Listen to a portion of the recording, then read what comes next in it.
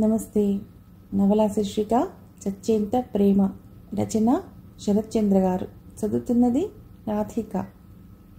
తన రచనలను కథలు కథానికలు శ్రోతలకు వినిపించడానికి అనుమతినిచ్చిన శరత్చంద్ర గారికి కృతజ్ఞతలు తెలుపుతూ ఇక కథలోకి వెడదామా. నువ్వు కాదంటే నిజంగా నేను చనిపోతా. నువ్వు ఇలా వెంటబడితే జీవితంపై విరక్తి కలిగి నేను చనిపోతా. అర్పిత, నేను సీరియస్గా చెప్తున్నా. సంజయ్, నేను ఇంకా సీరియస్గా చెప్తున్నా. ఎందుకు నీకింత ఆహం? నీకెందుకు ఇంత పొగరు? నాది పొగరు కాదు, ప్రేమ. అది ప్రేమ కాదు, ఉన్మాదం. నేనంత ఉన్మాదినైతే నీపై ఇప్పటికే యాసిడ్ పోసేవాడిని. నాపై యాసిడ్ పోసేంత ప్రేమ నీకు లేదు. అలా చేస్తే జైలుకి వెడతానన్న భయం నీకు. నేను జైలుకు భయపడను. అవును, నువ్వు జైలుకు భయపడవు, దాని తాలూకు శిక్షకు భయపడతావు. నువ్వు ఎవరిని వదిలి బతకలేవు. మీ అమ్మని, నాన్నని, ఫ్రెండ్స్ని, నన్ను. ఫూల్గా మాట్లాడకు.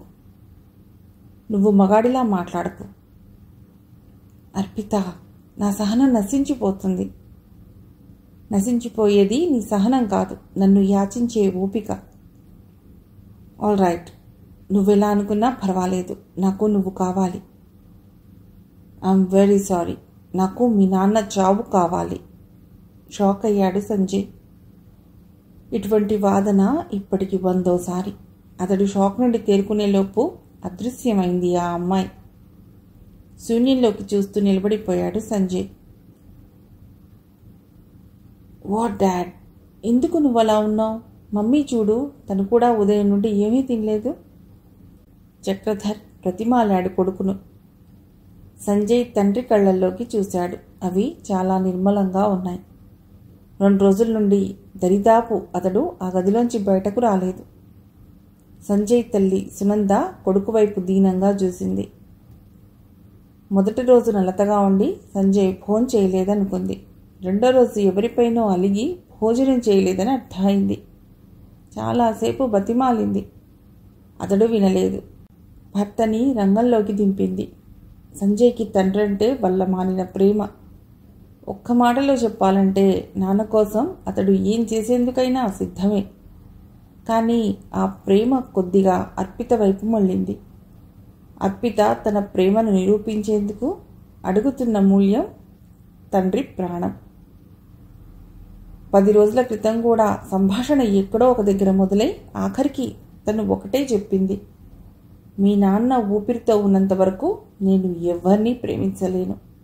నన్ను వదిలేసేయి, ఖండితంగా చెప్పింది. నిస్సహాయతతో అడిగాడు. నా ప్రేమకు మా నాన్నపై నీకున్న ద్వేషానికి లింకు పెడితే ఎలా? ప్రేమకు, ద్వేషానికి, నమ్మకానికి ఉన్న తేడా ఏమిటో మీ నాన్నను అడుగు. అక్కడికే వచ్చి ఆగుతావు? చెప్పు, మా నాన్నకు నీకు ఉన్న వైరం ఏమిటి? ఈ ద్వేషం ఎందుకు? ఒకరోజు నిలదీశాడు. నీకు కారణాలు చెప్తూ కూర్చోవలసిన అవసరం నాకు లేదు, ఖండితంగా చెప్పింది. ఏమిటి నాన్న, ఒంట్లో బాలేదా? తండ్రి మాటలతో లోకంలోకి వచ్చాడు సంజయ్. బాగుంది నాన్న, మీరు వెళ్ళండి, నేను తింటాను చెప్పాడు సంజయ్. నువ్వు తినేదాకా కదలొద్దని మీ మమ్మీ నాకు ఆర్డర్ వేసిందిరా. తండ్రి తనను విడిపించటని అర్థమైంది.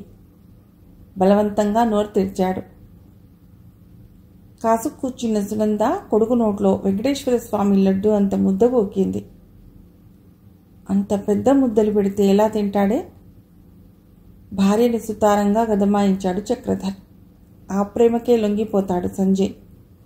అర్పిత తండ్రిని ఎందుకు ద్వేషిస్తుందో అర్థం కాక అతడి తల వేడెక్కిపోయింది. సరిగ్గా 6 నెలల క్రితం సంజయ్ కాలేజీ క్యాంపస్లో ఎలక్యూషన్ అంటే వక్తృత్వ కాంపిటీషన్ జరుగుతుంది. రాష్ట్ర స్థాయి పోటీ అది. 8 కాలేజీల మధ్య జరుగుతున్న హోరాహోరీ పోరు దరిమిలా ఫైనల్స్ కాంపిటీషన్ జరుగుతుంది. గత 18 సంవత్సరాలుగా ఆంటనీ కాలేజీ విద్యార్థులే విజయం సాధించడం ఆనవాయితీ. ఈ పోటీలకు ఆ స్థాయి తర్ఫీదు జరుగుతుంది. మొదటిసారి రికార్డ్ బద్దలైంది. యాంటనీ కాలేజీ పరాజయం పాలయ్యింది. కాలేజీ తరఫున పాల్గొన్న సంజయ్ ఓటమి పాలయ్యాడు. దానికి కారణం అర్పిత. స్టెల్లా కాలేజీ నుండి పోటీపడ్డ అర్పిత వక్తృత్వ పోటీలో సంజయ్ని చిత్తుగా ఓడించింది. దేశానికి అణ్వాయుధాలు అవసరమా లేదా అన్నది చర్చ. సంజయ్ అవసరమని వాదించాడు. అర్పిత అవసరం లేదని వాదించింది. నాగరికత పెరిగిన ఈ రోజుల్లో పేదరికం కూడా అదే స్థాయిలో పెరిగింది. స్టార్ హోటళ్ల విలాసాలతో తేలిపోతుంది కొందరైతే, ఆ స్టార్ హోటళ్ల పక్కన ఉన్న చెత్త కుప్పల్లో పడి ఉన్న మెతుకుల కోసం వెంపర్లాడుతున్న దైన్యం మరికొందరిది. మనకన్నా ఆలస్యంగా స్వాతంత్ర్యం సాధించుకున్న కొరియా దేశపు పౌరుడి సగటు ఆదాయంలో సగం కూడా లేని పరిస్థితి మన పౌరుడిది. పట్టెడన్నం పెట్టే రైతు ఆకలి చావుకు గురవుతున్నాడు. బట్టలు నేసే నేతన్న వంటిపైన నూలు పోగులేక సిగ్గుతో చితికిపోతున్నాడు. ఆకలితో పస్తులుండలేక తమ బిడ్డల్ని వ్యభిచార కూపంలోకి తీసుకువెడుతున్న గిరిజన తండాలు కోకొల్లలు. అక్రమార్కుల వికృత స్వైర విహారానికి దిక్కుతోచక ధరలు చుక్కలంటుతుంటే ఒక్క పూట తిండితో కడుపు నింపుకుని బతుకుతున్న నిర్భాగ్యులు, మధ్య దిగువ తరగతి మందభాగ్యులు కోట్లల్లో ఉన్నారు. పుణ్యభూమిగా చెప్పబడుతున్న ఈ దేశం దారిద్ర్య శిశువులకు జన్మనిస్తూ వేదన పడుతుంది. ప్రగతి కానక పరితపిస్తుంది. ఇటువంటి స్థితిలో ఇక్కడి పేదవాడి చెమట చుక్కలతో తయారైన రూపాయల్ని వస్తుందో రాదో తెలియని యుద్ధానికి అణ్వాయుధాల పేరుతో కోట్లాది రూపాయల్ని తగలేయటం దేశ సౌభాగ్యాన్ని హరించటమే. ఎవరో చెప్పినట్టు ప్రపంచంలో అణ్వాయుధాలతో 3వ యుద్ధం జరిగితే ఆ తర్వాత 4వ యుద్ధం కత్తులు బాణాలతో జరుగుతుంది. ఎందుకంటే మానవాళి సంస్కృతి నాగరికత అప్పటికే భస్మీపటలమై ఉంటుంది. అటువంటి అణ్వాయుధాలకు మనం కోట్లాది రూపాయల్ని తగలేయటం అంటే మన బిడ్డల భవిష్యత్తు తగలబెట్టడమే. ఇలా సాగింది అర్పిత వాక్ప్రవాహం. ఆహుతులు రెప్పవేయటం ఆపి విన్నారు. అర్పిత ఆర్గ్యుమెంట్ ముందు సంజయ్ తేలిపోయాడు. దేశ రక్షణకు ప్రగతికి అణ్వాయుధాల సేకరణ అనివార్యమన్న వాదన న్యాయ నిర్ణేతలను ఆకట్టుకోలేదు. 20 ఏళ్ల అమ్మాయి తన దేశ ప్రజల వైపు నిలిచి చేసిన వాదన అందర్నీ సమ్మోహితుల్ని చేసింది. అక్షయ్ ముందు భిన్నుడై అర్పితను అభినందించకుండా ఉండలేకపోయాడు. ఇంతవరకైతే కథ మరోలా ఉండేది. అర్పిత పైన అతడు మనసు పడ్డాడు. ఆమె మేధస్సులోనే కాదు, మేని వర్చస్సులో కూడా అతడిని సమ్మోహితుడిని చేసింది. అది ఎక్కడిదాకా వెళ్ళిందంటే ప్రతిష్టాత్మకమైన తన కాలేజీని వదిలి ఆమె కోసమే స్టెల్లా కాలేజీకి షిఫ్ట్ అయ్యాడు. సంజయ్ చదివే యాంటనీ కాలేజీ పరాజయం పాలైన తర్వాత నిజానికి స్టెల్లా కాలేజీ పైన ఆ కాలేజీ విద్యార్థులకు ద్వేషం పెరిగింది. కానీ దానికి భిన్నంగా సంజయ్ స్టెల్లాకి షిఫ్ట్ కావటం అతడి మిత్ర బృందాన్ని అవాక్కయ్యేలా చేసింది. చేసేది లేక సంజయ్ కోసం వారు కూడా స్టెల్లాకి షిఫ్ట్ అయ్యారు. గత 18 సంవత్సరాలుగా ఓడిపోతున్న స్టెల్లా కాలేజీ యాంటనీ కాలేజీపై కూడా అదే ద్వేషం పెంచుకుంది. తొలుత సంజయ్ బృందానికి సీట్లు ఇవ్వటానికి యాజమాన్యం నిరాకరించింది. కానీ సంజయ్ తండ్రి పలుకుబడి ముందు స్టెల్లా తల ఒగ్గక తప్పలేదు. ఏంట్రా చిచా, దేవదాసు అయిపోయావట, కాలేజ్ అంతా గుప్పమంటోంది. సుందర్ అలియాస్ జంగిల్ సంజయ్ కళ్ళలోకి చూస్తూ అన్నాడు. సుందర్ పేరుకు విరుద్ధంగా ఉంటాడు. పుట్టుకతోనే నల్లగా పుట్టడంతో అందరూ అతన్ని వింతగా చూసేవారు. అతడి తల్లి ఉర్మిళ మాత్రం తన కొడుక్కి సుందర్ అనే పేరుకు ఫిక్స్ అయిపోయింది. ఏ తల్లికైనా తన కడుపున పుట్టిన కొడుకు అందంగానే ఉంటాడు కదా. అతడి జుట్టు రింగులు రింగులుగా ఉండి జంగిల్ని గుర్తు చేయడంతో అతడికి జంగిల్ అన్న ముద్దు పేరు ఫిక్స్ అయిపోయింది. అదే వ్యవహార నామంగా మారిపోయింది. సంజయ్ జంగిల్ కళ్ళలోకి ఒక్క నిమిషం చూసి మళ్ళీ కళ్ళు మూసుకున్నాడు. మామా, ఇలా ఇంట్లో పడుకుని కుమిలిపోతే ఎలా? దాన్ని లొంగ తీసుకునే ప్రయత్నాలు చేయాలి కదా, సలహా ఇచ్చాడు పరదేశి అలియాస్ పరంధాములు. విదేశీ వస్తువులు వాడడం అతడి ఫ్యామిలీకి అలవాటు. ఆఖరికి అండర్వేర్ కూడా ఏదో ఒక దేశానిది వాడాలన్నది వాడి ఫ్యాషన్. కళ్ళద్దాలు, వాచి, పెన్ను, బట్టలు దాదాపు అన్నీ ఫారిన్వే వాడుతుంటాడు. అందుకే అతన్ని అందరూ పరదేశి అంటుంటారు. పరంధాములు అన్న తన తాత పేరు పాత వాసనతో ఉండటంతో వాడు కూడా పరదేశితోనే ఫిక్స్ అయిపోయాడు. లొంగ తీసుకోవటానికి అర్పిత కుక్కపిల్లో సబ్బుబిళ్ళో కాదు, ఆడపిల్ల, పులిపిల్ల. శంకర శర్మ హితబోధ చేశాడు. ప్రాస కోసం ప్రాకులాడటం అతడి నైజం. అతడి ఇంటివైపు వెళ్లేందుకు అతడి మిత్ర బృందం దడుసుకు చస్తుంటారు. కారణం అతడి తండ్రి శంకరాభరణం. ఎవరు దొరికినా అతడు వండిన కవిత్వం వినిపించటం అతడి బలహీనత. దాంతో ఎవ్వరూ అతడి ఇంటి దరిదాపులకు రారు. శర్మ స్నేహితులైతే సరే సరే. ఇక సొల్లాపి జరగవలసింది చూడంట్రా, రిచా హితబోధ చేసింది. ఇంతలో సునంద సంజయ్ బ్యాచ్కి ఫ్రూట్ జ్యూస్ పంపింది. అందరూ ఆబగా ఫ్రూట్ జ్యూస్ వైపు చేతులు చాపారు. రేయ్, మీకు అసలు బుద్ధి ఉందిరా? ఒక పక్క మన క్లోజ్ ఫ్రెండ్, వీడు నీళ్లు కూడా తాకకుండా మంచం పైన పడి ఉంటే మీరు ఫ్రూట్ జ్యూస్ వాడి ముందు తాగి ఎంజాయ్ చేస్తారా? గద్దించాడు అహోబిళరావు. అందరూ చేతులు వెనక్కి తీసుకున్నారు. ప్రక్క నిమిషం ఆ 4 గ్లాసులోని జ్యూస్ కళ్ళు మూసి తెరిచేలోగా అహోబిళరావు లాగించాడు. పక్క నిమిషం బుద్ధుందా? తాగకుండా వెనక్కి పంపితే అమ్మ బాధపడుతుంది కదా, సమర్థించుకోవాలని చూశాడు. అహోబిళం పైన పడి తలా ఒకటిచ్చారు. సర్లే పోనివ్వండ్రా, వాడి కక్కుర్తి తెలుసు కదా, సంజయ్ వారించాడు నవ్వుతూ. రే, మీ నాన్న రెవెన్యూ డిపార్ట్మెంట్లో దోచేది చాలదా, నువ్వు కూడా తోడయ్యావా? గుర్రమన్నాడు పరదేశ్. రే, మా నాన్న చీమ లాంటివాడు. చీమ భవిష్యత్ ఆహారం కోసం దాచుకుంటుంది. మా నాన్న కూడా అంతే. మళ్ళీ అహోబిలంపై దాడికి అందరూ సిద్ధమయ్యారు. సంజయ్ వాళ్ళని ఆపి, సర్లే 10 నిమిషాల్లో హాల్లో కూర్చోండ్రా, ఫ్రెష్ అయ్యి వస్తాను అంటూ బాత్రూంలోకి దూరాడు. సంజయ్ పట్ల నీ దూకుడు బాగోలేదు, తెగేసి చెప్పింది సువర్చల. పాజిటివ్గా ఉండకపోయినా నెగిటివ్గా మాట్లాడకు, హితబోధ చేసింది అప్పన్న. గట్లా మాట్లాడితే పోరగాడు లొల్లి పెంచుతాడు కదా, సందేహించింది రాజీ అలియాస్ రాములమ్మ. లొల్లి చేస్తే ఆ నాకొండిని తుకుడాలు తుకుడాలు చేద్దాం, భరోసా ఇచ్చింది శకుంతల అలియాస్ తెలంగాణ శకుంతల. ఆ ప్రేమించేదేదో నన్ను చేయవచ్చు కదే అంది ధరణి అలియాస్ ద్రౌపది. ఏమిటే, ఇప్పటికి నీకున్న లవర్స్ సరిపోరా? సందేహపడింది సువర్చల.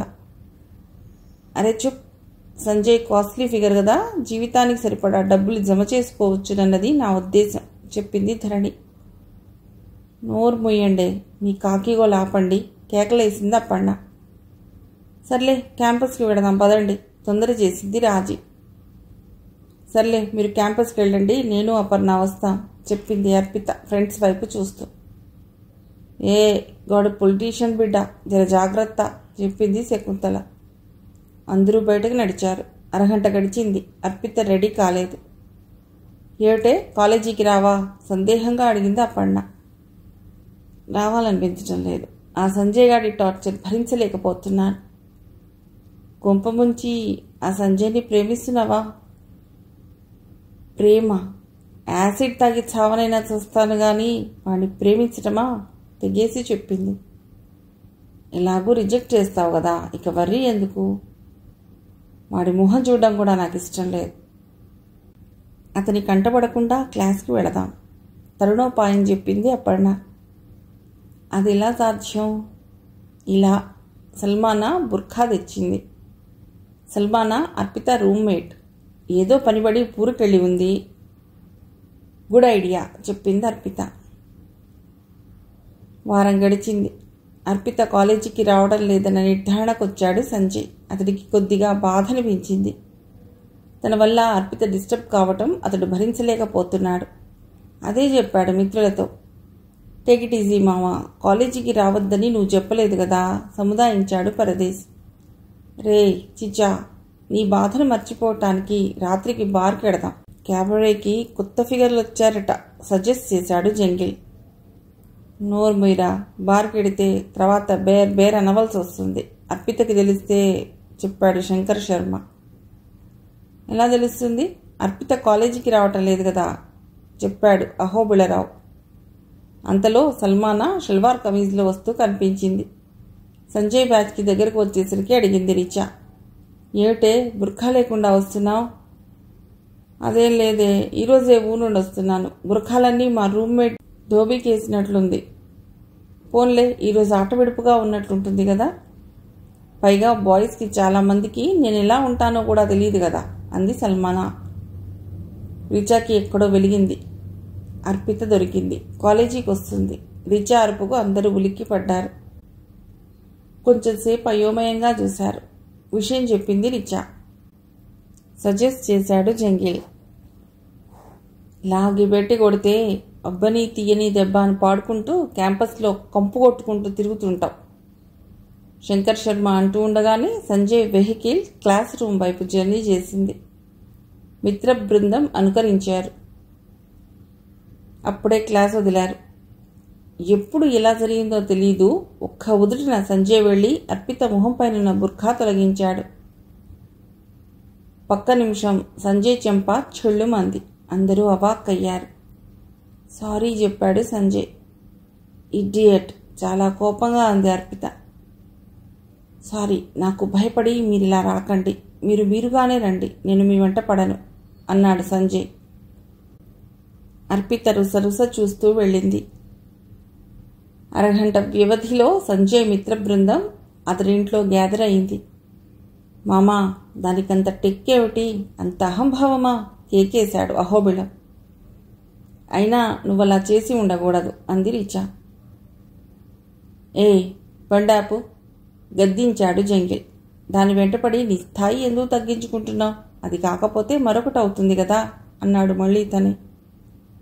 రేయ్ రాస్కెల్, వాడు నీలా హృదయం లేనివాడు కాదురా కోపంగా అంది రిచా. కాసేపు ఫ్లాష్ బ్యాక్లోకి వెళ్ళాడు జంగిల్. ఆ రోజు సజెస్ట్ చేసింది రిచా. మన బ్యాచ్లో నన్ను చేసుకోగల ధీశాలివి నువ్వు తప్ప మరెవరూ లేరు, మనం పెళ్లి చేసుకుందాం అంది. కాసేపు వాంతి చేసుకున్నట్లు చూశాడు. నీళ్ళు చేసుకుంటే మన పిల్లలు చీకట్లో కనబడరు. పోరా జంగిల్, పోవే బండ. Cut cut cut. ఎక్కడో ఆలోచిస్తున్న జంగిల్ లైన్ కట్ చేశాడు. అహోబిళరావు. జరిగేది జరక్క మానదు, జరగనిది ఎప్పటికీ జరగదు, జరగవలసింది చూడండి చెప్పాడు శంకర శర్మ.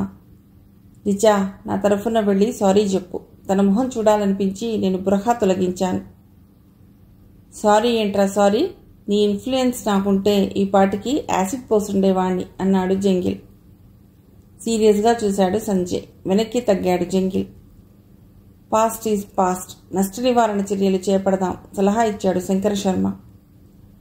పక్క నిమిషం అందరి వాహనాలు అర్పిత హాస్టల్ వైపు నడిచాయి.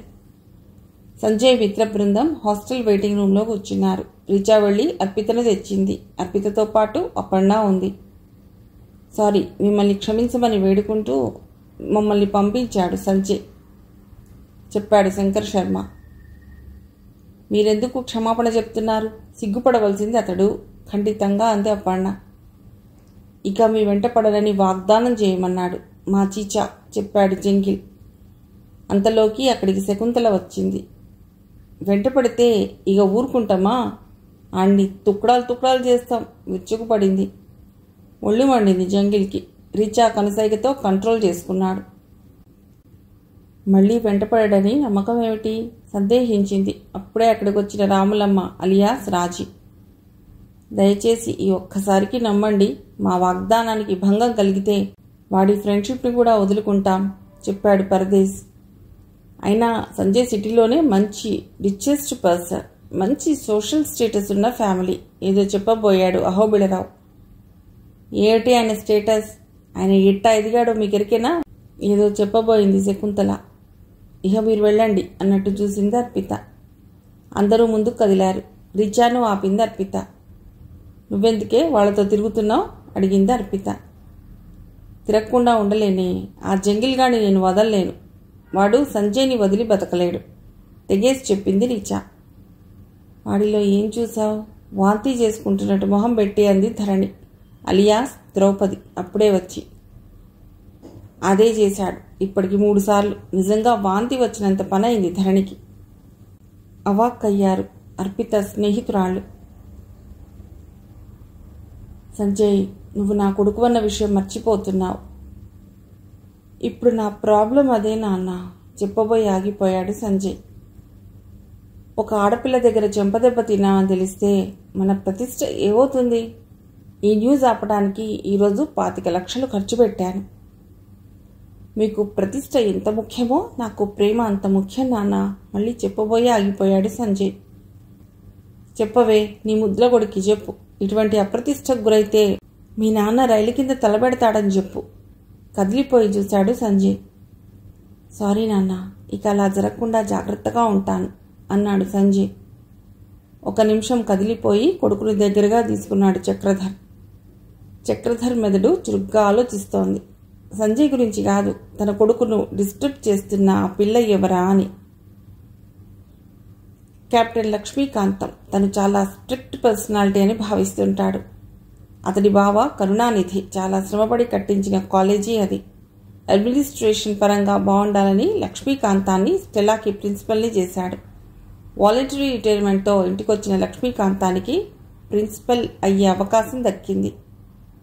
లక్ష్మీకాంతం తాను చాలా మేధావిని అనిపించుకోవాలన్న కోరికతో 2-3 పీజీలు మిలిటరీలో ఉన్నప్పుడే చేశాడు. అందులో క్రిమినాలజీ ఒకటి. అటెండెంట్ రామూర్తి ద్వారా సంజయ్ అర్పితలకు ఏదో గొడవ నడుస్తుందని తెలిసింది. రామూర్తితో చెప్పాడు లక్ష్మీకాంతం. మిస్టర్, నీకు 3 రోజులు సెలవిస్తున్నాను. అవాక్కయ్యాడు రామూర్తి. బ్రతిమాలిన హాఫ్ డే కూడా సెలవు ఇవ్వని ప్రిన్సిపల్ 3 రోజులు ఏకంగా సెలవు ఇచ్చి పంపడమేమిటా అని ఒక్క క్షణం బుర్రబద్దలు కొట్టుకుంటున్నాడు. సెలవిచ్చింది నువ్వింటికి వెళ్ళి భార్యతో ఎంచక్కా కబుర్లు చెప్పుకోవడానికి కాదు, ఆఫీసులో చేసే పనికి సెలవిస్తున్నాను. కానీ నువ్వు క్యాంపస్లోనే ఉండాలి. తోటమాలి క్యారెక్టర్లోనో క్యాంటీన్ సర్వర్ క్యారెక్టర్లోనో ఒదిగిపోయి విషయ సేకరణ చేయాలి. క్యాంపస్లో తిరిగే ప్రేమ పక్షుల వివరాలు సేకరించి ఇవ్వాలి. సంజయ్ అర్పిత గొడవేమిటో తెలుసుకుని చెప్పాలి. ఇహ నువ్వొక సోల్జర్వి చెప్పాడు లక్ష్మీకాంత. సార్, ఇది సెలవెలా అవుతుంది సార్? ఆన్ డ్యూటీయే కదా, పైగా ఓవర్ టైం చేయవలసి వస్తుందేమో సందేహం వ్యక్తం చేశాడు రామ్మూర్తి. ఓటీ ఇస్తాను లేవయ్యా చెప్పాడు లక్ష్మీకాంత. పక్క రోజు పనిలో దిగిపోయాడు రామ్మూర్తి. ఎవరు చూడకుండా వేషం మార్చి తోటమాలి క్యారెక్టర్లోకి దిగిపోయాడు. క్యాంపస్లో చెట్లకు నీళ్లు పోస్తూ సంజయ్ బ్యాచ్ని అబ్జర్వ్ చేయడం మొదలెట్టాడు. గార్డెన్కి దగ్గరలో ఉన్న చెప్టాపై కూర్చుని కబుర్లు చెప్పుకుంటుంది సంజయ్ బృందం. సంజయ్ చెట్టు మొదట్లో కూర్చుని ఆర్నాల్డ్ వైల్డ్స్ రాసిన స్పీడ్ బ్రోకర్ బుక్ చదువుతున్నాడు. రే, మన చిచ్చా సడన్గా బుద్ధిమంతుడైపోతే ఎలా? మనకి బోర్ కొట్టి సావదు కామెంట్ పాస్ చేశాడు జంగిల్. ఎంతకాలం వెంట పడతారా? దేనికైనా హద్దు ఉంటుంది కదా అన్నాడు అహోబిళరావు. ప్రేమకు హద్దులు సరిహద్దులు ఉండవురా. అడిగితే పుట్టేది కాదు ప్రేమ, అడగకుండా అందకుండా ఉండేది కాదు ప్రేమ శంకరశర్మ చెప్పాడు. రే, వీడు మాట్లాడేది ఒక్క ముఖ అర్థం కావటం లేదు. కనీసం నీకన్నా నువ్వేం మాట్లాడుతున్నావు అర్థమవుతుందిరా సందేహం వ్యక్తం చేశాడు పరదేశి. భావుకత్వం లేని వాళ్లకు ఆకాశం నల్లగా కనిపిస్తుంది. భావుకత్వం ఉన్న వాళ్ళకు కూడా ఆకాశం మధ్యలో కడితే నల్లగానే ఉంటుందమ్మా చెప్పాడు జంగిల్. మారువేషంలో ఉన్న రామ్మూర్తి చెవులు రిక్కరించి విన్నా ఒక్క ముక్క కూడా అర్థం కాలేదు. పొడి పొడిగా మాటలు వినిపించాయి. హాట్ లైన్లో మెసేజ్ అందించాలని లక్ష్మీకాంతానికి ఫోన్ చేశాడు.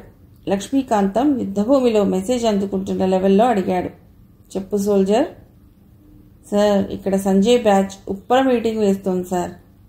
ఏదో హద్దు సరిహద్దు ఆకాశం అనే మాటలు వినిపిస్తున్నాయి సార్ చెప్పాడు రామ్మూర్తి. Very good Rammurthy. హద్దు సరిహద్దు అని మాట్లాడుకుంటున్నారంటే ఏదో యుద్ధతంత్రాన్ని నడుపుతున్నారు. ఆకాశం అనే శబ్దం వాడుతున్నారంటే గాలిలో సంకేతాలు వినియోగిస్తున్నారు. గుడ్, వెరీ గుడ్ ప్రోత్సహించాడు. సార్, ఇంకా ముందుకెళ్ళి లేటెస్ట్ సమాచారం ఇస్తాను సార్ సమాచారం ఉత్సాహంగా చెప్పాడు Rammurthy. Okay soldier, go ahead చెప్పాడు లక్ష్మీకాంతం. సార్, ఏదో చెప్పబోయాడు రామ్మూర్తి. లక్ష్మీకాంతం ఫోన్ కట్ అయింది. ఇతడికి అన్నీ తొందరే. ఈ డిస్కషన్లో సంజయ్ పాల్గొనలేదని చెప్పాలనుకున్నాను. చెప్పకుండానే కట్ చేశాడు. గుణుక్కున్నాడు రామ్మూర్తి. రామ్మూర్తిని దూరం నుండి గమనించాడు జంగిల్. రే, వీడు ప్రిన్సిపల్ అటెండర్లా ఉన్నాడే, మళ్ళీ తోటమాలిగా వచ్చాడేమిటి అనుకుంటూ, బాబు ఇట్రామ్మా పిలిచాడు జంగిల్. తన అవతారం బయటపడుతుందని భయంగానే వెళ్ళాడు రామ్మూర్తి. నువ్వు మన కెప్టెన్ గారి అటెండర్వి కదా, ఇక్కడ మొక్కలు పెరుగుతున్నావేమిటి అడిగాడు జంగిల్. తనని గుర్తుపట్టారని అర్థమైంది రామ్మూర్తికి. అయినా బుకాయించాలన్న నిర్ణయానికి వచ్చి, ఆయన మా అన్న రామ్మూర్తి సార్, నేను ఆయన తమ్ముడు సత్యమూర్తిని సార్ బుకాయించాడు. అవునా, అరే అచ్చంగా రామ్మూర్తి లెక్కనే ఉన్నవే, వాట్ ఏ కోఇన్సిడెన్స్ అన్నాడు అహోబిళం. అంతలోకి అక్కడికి పుస్తకం మూసి సంజయ్ వచ్చాడు. అతను ఎందుకురా ఏడిపిస్తున్నారు అడిగాడు.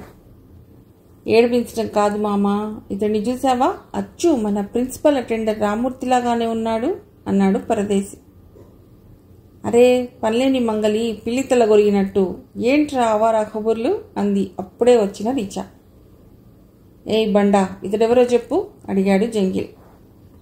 మన ప్రిన్సిపల్ అటెండర్. ఇదే ఇంట్రెస్టింగ్ పాయింట్. అతడు మన ప్రిన్సిపల్ అటెండర్ రామ్మూర్తి తమ్ముడు సత్యమూర్తి. అరే అచ్చు రామ్మూర్తిలా ఉన్నాడే అంటూ, సర్లే మీకు ఒక మెసేజ్ తెచ్చా, మీకు పనిష్మెంట్ ఇవ్వాలని ప్రిన్సిపల్ అనుకుంటున్నాడట. ఈ విషయం అర్పిత గ్రూప్ ద్వారా తెలిసింది చెప్పింది రిచా. అయినా ఆ మిలిటరీ వాడికి బుర్ర తక్కువ, పనిష్మెంట్ ఇచ్చినా ఇస్తాడు గుడిగాడు అహోబిళరావు. గుడ్ ఐడియా, ఈ సత్యమూర్తిని రామ్మూర్తి ప్లేస్లో పెడితే చెప్పాడు జంగిల్. కంగు తిన్నాడు రామ్మూర్తి. ఇదేదో తిరిగి తన వైపే వచ్చేటట్లుంది అనుకున్నాడు.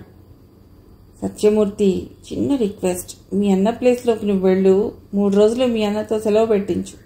ప్రిన్సిపల్ మనసులో ఏముందో చెప్పు, దానికి గిఫ్ట్గా 1 నెల జీతం ముందుగా ఇస్తాం చెప్పాడు అహోబిళం. రామ్మూర్తి ఆలోచనలో పడ్డాడు. ఇదేదో లాభసాటిగా ఉన్నట్లుందే అనుకున్నాడు. రే, ఇదంతా అవసరమా విసుక్కున్నాడు సంజయ్. చిచ్చా, నీకు తెలీదు ఉండ్రా, ఆ ప్రిన్సిపల్ గాడు చండశాసనుడుట.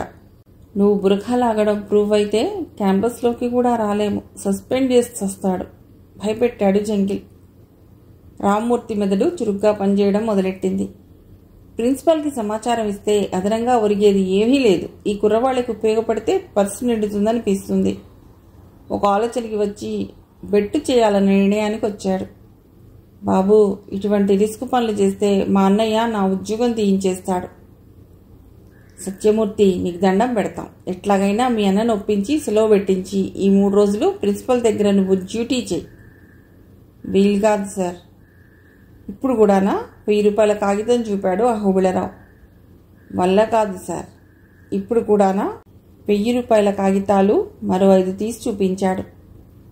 కష్టం సార్. ఇప్పుడు కూడానా మరో 5 1000 నోట్లు చూపించాడు. రామ్మూర్తి పూర్తిగా మెత్తబడ్డాడు. కష్టమే సార్, అయినా రిస్క్ తీసుకుని మా అన్నను ఒప్పిస్తాను. ఏదో ఒక పేరు చెప్పి ఊరికి పంపించి నేను అటెండర్ వేషంలో పెడతాను చెప్పాడు రామ్మూర్తి. థ్యాంక్ యూ సత్యమూర్తి చెప్పాడు జంగిల్. రే, ఈ పిచ్చి చేష్టలు మానుకోరా విసుక్కున్నాడు సంజయ్. మావా, ఇదంతా నీకోసమేరా. రేపు అర్పిత విషయంలో నీ దూకుడు తెలిసి ఆ ప్రిన్సిపల్ గాడు సస్పెండ్ చేస్తే క్యాంపస్లోకి అర్పితను చూసేందుకు రాగలవా? లాజిక్ విసిరాడు పరదేశి. అందుకుగాను ఈ ఆపరేషన్కి అయ్యే ఖర్చు 25,000 నువ్వు ఏటీఎం నుండి డ్రా చేసి ఇస్తున్నావు చెప్పాడు అహోబిళరావు. అదేమిట్రా, నువ్వు ఇచ్చింది 10,000గా అడిగాడు పరదేశ్. మిగిలింది వడ్డీనమ్మా చెప్పాడు అహోబిళం. అరే, మీ నాన్న రెవెన్యూ ఎంప్లాయీగా లంచగొండైతే నువ్వు పుట్టుకతో లంచగొండివిరా జోకేశాడు జంగిల్. నో సెంటిమెంట్స్ డియర్ అన్నాడు అహోబిళం.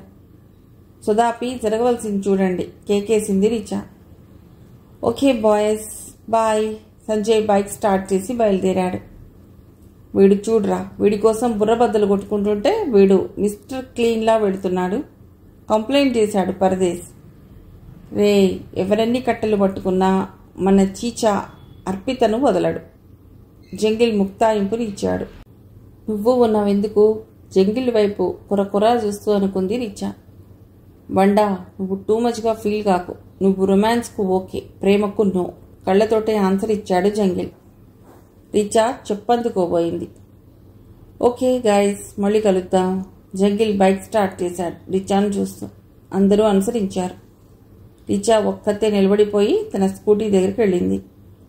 దాన్ని స్టార్ట్ చేయబోతుండగా సల్మానా ఫోన్ చేసి, ఏయ్ అర్పిత ఊరెళ్ళిపోవాలనుకుంటుంది, మళ్ళీ వస్తుందో లేదో తెలియదు, సంజయ్కి మెసేజ్ ఇవ్వు చెప్పింది. ఒక్క నిమిషం ఆలోచనలో పడింది రిచా. చిన్ని, ఆ చక్రధర్ విషనాగు, నువ్వక్కడ ఉండటం క్షేమం కాదు, నువ్వు బయలుదేరి వచ్చే. అర్పిత తల్లి దేవకి చెప్పటం అప్పటికి 10వ సారి. ఆ విషయమే మిత్రులకి చెప్పింది అర్పిత. మమ్మీ వచ్చేయమంటుంది అని. అర్పిత మిత్ర బృందం భేటీ వేసింది. అతడికి భయపడి నువ్వు కాలేజీ మానుకోవడం ఏమిటి అంది అపర్ణ. గాడికి భయపడి కాలేజీ మానితే మన ఆడోళ్ల ఇజ్జత్ ఏం కావాలి అంది రాజీ అలియాస్ రాములమ్మ. గాడు ఈసారి నీ జోలికి రానివ్వు, ఆడిని తుక్డలు చేద్దాం చెప్పింది శకుంతల. దాన్ని ఆలోచించుకొనివ్వండే సలహా ఇచ్చింది సువర్చల. అసలు సంజయ్ నీ వెంట పడుతున్నట్టు మీ మమ్మీకి ఎలా తెలిసింది అడిగింది అపర్ణ. తాను ఎలక్యూషన్ కాంపిటీషన్లో గెలుపొందిన రోజు తల్లితో ఆనందంగా చెప్పింది అర్పిత. మమ్మీ, మంత్రి గారి అబ్బాయిట, యాంథనీ కాలేజ్ స్టూడెంట్, అతను ఓడించాను గర్వంగా చెప్పింది అర్పిత. రాజకీయ నాయకుల పిల్లలతో నీకు పోటీ ఎందుకురా హితబోధ చేసింది తల్లి. మనకెలా తెలుస్తుందమ్మా, ఫైనల్కి వచ్చిన తర్వాత, గెలిచిన తర్వాత కదా తెలిసింది చెప్పింది అర్పిత. సర్లే, చదువు మీద దృష్టి పెట్టు, నిన్ను మంచి పొజిషన్లో చూడాలన్నది మీ నాన్నగారి కోరిక చెప్పింది దేవకి. ఓకే మమ్మీ చెప్పి ఫోన్ పెట్టేసింది అర్పిత. ఆ తర్వాత వారం రోజులకు స్టెల్లా క్యాంపస్లో ప్రత్యక్షమయ్యాడు సంజయ్.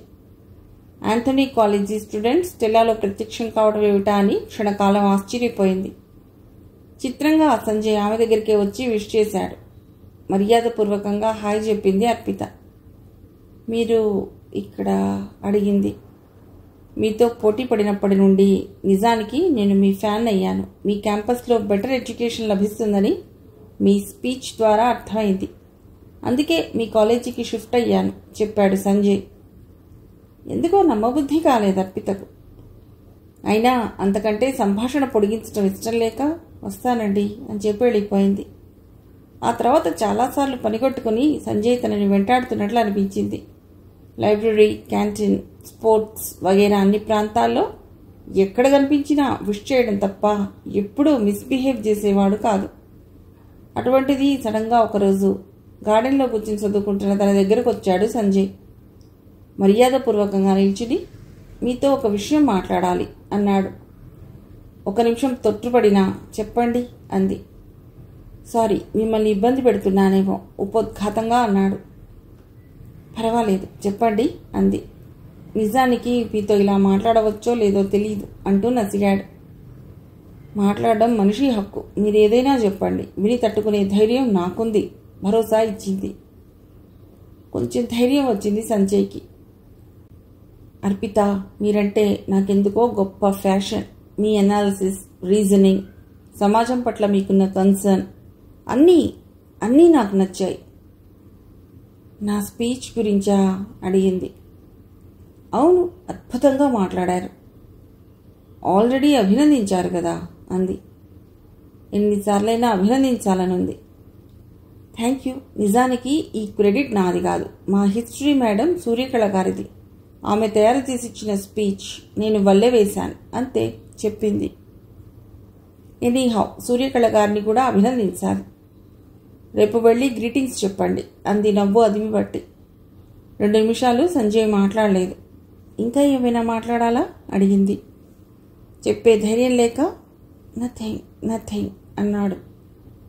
ఈ సంభాషణ జరిగిన 3 రోజుల తర్వాత లైబ్రరీ నుండి వచ్చేటప్పుడు కాచుకుని ఉన్నవాడిలా వచ్చాడు. అర్పిత మర్యాదపూర్వకంగా నవ్వింది. అతడి మొహం కందగడ్డలా ఉంది. మీరు అబద్ధం చెప్పారు ఉండి అన్నాడు. వెంటనే అతన్ని అడిగింది అర్థం కాక. అబద్ధమా? అవును, మీరు అబద్ధం చెప్పారు. మీరు మాట్లాడిన స్పీచ్ సూర్యకళ మేడం రాసిచ్చారని చెప్పారు. అర్థమైంది అర్పితకు. ఓ అదా. అవును, మేడంకి గ్రీటింగ్స్ చెప్పడానికి వెళ్ళి ఆమెకు కంగ్రాట్స్ చెప్పాను. దేనికి అంది. అర్పితకు చాలా మంచి స్క్రిప్ట్ ఇచ్చారని చెప్పాను. ఒక్క నిమిషం ఆమె తెల్లమొహం వేసి, అర్పితకు నేను స్క్రిప్ట్ ఇవ్వడం ఏమిటి? తనే నాకు టాపిక్స్ రాసిస్తుంటుంది. తను సివిల్స్కి ప్రిపేర్ అవుతున్న విద్యార్థి అంది. అర్పితకు ఒక్క నిమిషం నవ్వాగలేదు. అయినా దాన్ని తొక్కిపెట్టి, అది ఆమె సంస్కారం. నిజానికి ఆమె జనరల్గా చెప్పే విషయాలన్నీ మెమరీలో పెట్టుకుంటేనే అది మంచి స్పీచ్ అయ్యింది చెప్పింది అర్పిత. ఏదోలా అనిపించింది సంజయ్కి. అర్పితకు కూడా గిల్టీగా అనిపించింది. అయ్యో, ఇతను నేర్పిస్తున్నానా అనుకుంది. ఆ రాత్రి సంజయ్ మొహం గుర్తొచ్చి పడి నవ్వుకుంది. తల్లితో 10 నిమిషాలు ఫోన్లో చిట్చాట్ వేసినప్పుడు సంజయ్ సూర్యకళ మేడంకి గ్రీటింగ్స్ చెప్పిన విషయం, అతడు ఫూల్ అయిన తీరు చెప్పి నవ్వింది. ఏ చిన్ని, డిగ్రీ చదువుతున్నావు, ఇంకా నీకు అల్లరి పోకపోతే ఎలా? ఎందుకు ఆ అబ్బాయి నేర్పిస్తావు అంది. కావాలని చేయలేదమ్మా, ఏదో చెప్పాలని వస్తాడు, ఏమీ చెప్పడు. కొంప ముంచి ఐ లవ్ యూ గాని చెప్పడు కదా. గురుడు ట్రయల్స్ అవే, అందుకే రిహార్సల్స్ వేస్తున్నాడు నవ్వింది అర్పిత. ఇంతకీ ఎవరే అబ్బాయి? రెవెన్యూ మంత్రి చక్రధర్ గారి అబ్బాయిటమ్మా అంది అర్పిత. పక్క నుండి శబ్దం రాలేదు. 2-3 సార్లు మమ్మీ మమ్మీ అని పిలిచింది. రిప్లై లేదు. ఫోన్ కట్ అయిందని అనుకుంది. కానీ పక్క రోజు అర్పిత తల్లి దేవకి హుటాహుటిన హాస్టల్కి వచ్చింది. తల్లిని చూసి సర్ప్రైజ్ అయింది. ఏమిటమ్మా ఇంత సర్ప్రైజ్ ఇచ్చావు అని అడిగింది. చెప్తాను, ఇవాళ నువ్వు కాలేజీకి వెళ్ళకు, మాట్లాడాలి అంది. ఎందుకని అడగబోయి సరేనని చెప్పి అందరూ కాలేజీకి వెళ్ళాక మంచం పైన తల్లికి ఎదురుగా కూర్చుంది. దేవకి ముఖం చాలా సీరియస్గా ఉంది. చెప్పమ్మా అంది. దేవకి గొంతు సవరించుకుని, నేను నీకు ఏ ఉపోద్ఘాతాలు చెప్పటం లేదు, నేరుగా ఒక విషయం చెప్పదలుచుకున్నాను.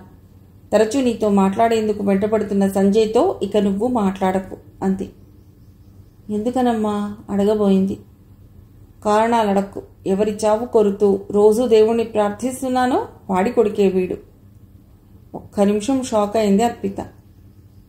ఏం జరిగిందమ్మా? కారణాలు ఇంతకంటే అడక్క అర్పిత.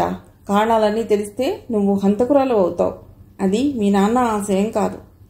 చక్రధర్ నైవంచకుడు, మన కుటుంబానికి నరకాసురుడు.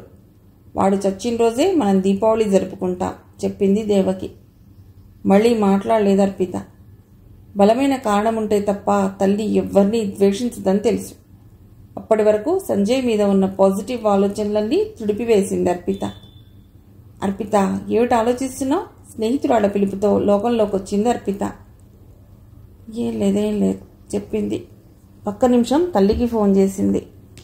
మమ్మీ, నా గురించి వర్రీ కాకు, నేను డిగ్రీ పూర్తయ్యాకే వస్తాను అన్నది. దేవకి క్షణకాలం వణికింది. అది కాదే, ఏదో చెప్పబోతుండగా కూతురు ఫోన్ కట్ అయింది. ముందు రోజు వచ్చిన చక్రధర్ ఫోన్ కాల్ గుర్తుకొచ్చింది దేవకికి. అమ్మా, నా పేరు చక్రధర్, రెవెన్యూ మంత్రిని. వణికిపోయింది దేవకి. కొద్ది క్షణాలు గొంతు బలవంతంగా పెకిలించుకుని చెప్పండి అంది. కాలేజీ నుండి మీ ఫోన్ నంబర్ ట్రేస్ చేసి ఫోన్ చేస్తున్నా. సంజయ్ నా ఒక్కగానొక్క కొడుకు, చాలా మంచివాడు, మీ అమ్మాయిని ఇష్టపడుతున్నట్ట. అది వాస్తవానికి నాకు ఇష్టం లేదు. వాడు చాలా డిస్టర్బ్ అవుతున్నాడు. నాది చిన్న రిక్వెస్ట్, మీ పాపను మా వాడిని ప్రేమించమని రిక్వెస్ట్ చేయటం లేదు. దయచేసి మీ అమ్మాయిని మా వాడికి తెలియని ప్రాంతానికి షిఫ్ట్ కమ్మని చెప్పండి. లేదా మీరు ఇంటికి తీసుకువెళ్ళినా ఆమె డిగ్రీ సర్టిఫికేట్ వచ్చేలా నేను చేస్తా. డోంట్ వరీ, ఆ అమ్మాయి పేరుతో ఎవరో ఒకరితో ఎగ్జామ్ రాయిస్తా. దయచేసి మా ఫీలింగ్స్ అర్థం చేసుకోండి చాలా కూల్గా చెప్పాడు చక్రధర్. దేవకి గొంతు తడారిపోయింది.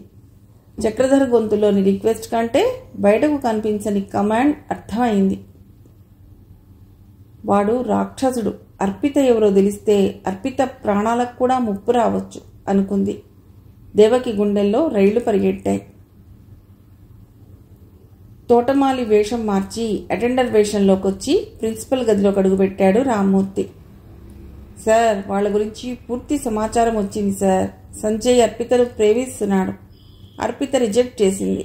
అర్పిత వెంట సంజయ్ పడి టీస్ చేసే సమయంలో మనం రెడ్ హ్యాండెడ్గా పట్టుకోవాలి. దానికి ఒక ప్లాన్ చేశా. చెప్పడం ఆపి ప్రిన్సిపల్ కళ్ళలోకి చూశాడు రామ్మూర్తి. కళ్ళలోకి చూడటం ఆపి ప్లాన్ ఏమిటో చెప్పు. అందుకు కొంత ఖర్చు అవుతుంది సార్. ఖర్చెందుకురా? మరదే సార్, మీరు ఒక పట్టాన కన్విన్స్ కారు. బెట్టు చేశాడు. అవుతాలే చెప్పు. సంజయ్ ఫ్రెండ్స్లో పుట్టుకతో లంచగొండి ఒకడున్నాడు సార్. వాడి పేరు అహోబిళరావు. వాణ్ణి కొనాలి. లంచమా? What nonsense. లంచం అనే పదం మా ఇంటా వంటా లేదు. లంచగొండి వ్యవస్థకు నేను పూర్తి వ్యతిరేకిని. అయితే నన్ను వదిలేయండి సార్. ఇంతకంటే నేను ఇక ఏ సమాచారము సేకరించలేను. మళ్ళీ బెట్టు చేశాడు రామ్మూర్తి. ఒరే అలా అనకురా బాబు, మన ఆపరేషన్ ఫెయిల్ అవుతుంది బ్రతిమాలాడు ప్రిన్సిపల్. సారీ సార్, నేను చేయగలిగింది ఏమీ లేదు. వాణ్ణి కొనుగోలు చేస్తేనే మనకు పక్కా సమాచారం వస్తుంది. ఒక నిమిషం ఆలోచనలో పడ్డాడు లక్ష్మీకాంతం. సంజయ్ మినిస్టర్ గారి అబ్బాయి. అటువంటి వాణ్ణి రెడ్ హ్యాండెడ్గా పట్టుకుని పనిష్మెంట్ ఇస్తే తానెంత స్ట్రిక్ట్ మనిషో కాలేజీ విద్యార్థులకు అర్థమవుతుంది. దాంతో అందరూ కంట్రోల్లోకి వస్తారు. పైగా తన బావ కరుణానిధి తనని అప్రిషియేట్ చేస్తాడు. ఒక నిర్ణయానికి వచ్చాడు లక్ష్మీకాంతం. రామ్మూర్తి, కిటికీలు మొత్తం మూసి సీరియస్గా చెప్పాడు. రామ్మూర్తి వణికిపోయాడు. కొంపముంచి తలుపులన్నీ వేసి షూట్ చేయడు కదా ఆలోచనలో పడ్డాడు. అయినా కాదనే ధైర్యం లేక కిటికీలు మూశాడు. భయంగా నిల్చున్నాడు. లక్ష్మీకాంతం చప్పున రామ్మూర్తి చేతులు పట్టుకున్నాడు. రే ఈ డీల్ బయట ఎవరికీ చెప్పకు బతిమాలాడు. ధైర్యం వచ్చింది రామ్మూర్తికి. గురుడు లైన్లోకి వచ్చాడని అర్థమైంది. మీ ప్రతిష్టే నా ప్రతిష్ట సార్, చచ్చినా లీక్ చేయను భరోసా ఇచ్చాడు. ఆ మాట అన్నావు చాలు. యుద్ధతంత్రంలో భాగంగా శత్రువును కొనుగోలు చేయటం వ్యూహంలో భాగమే అవుతుంది. చెప్పు, ఎంత ఖర్చు అవుతుంది? 100, 200, 300? చెప్పు. 100? అవును చెప్పు, ఎన్ని 100 కావాలి?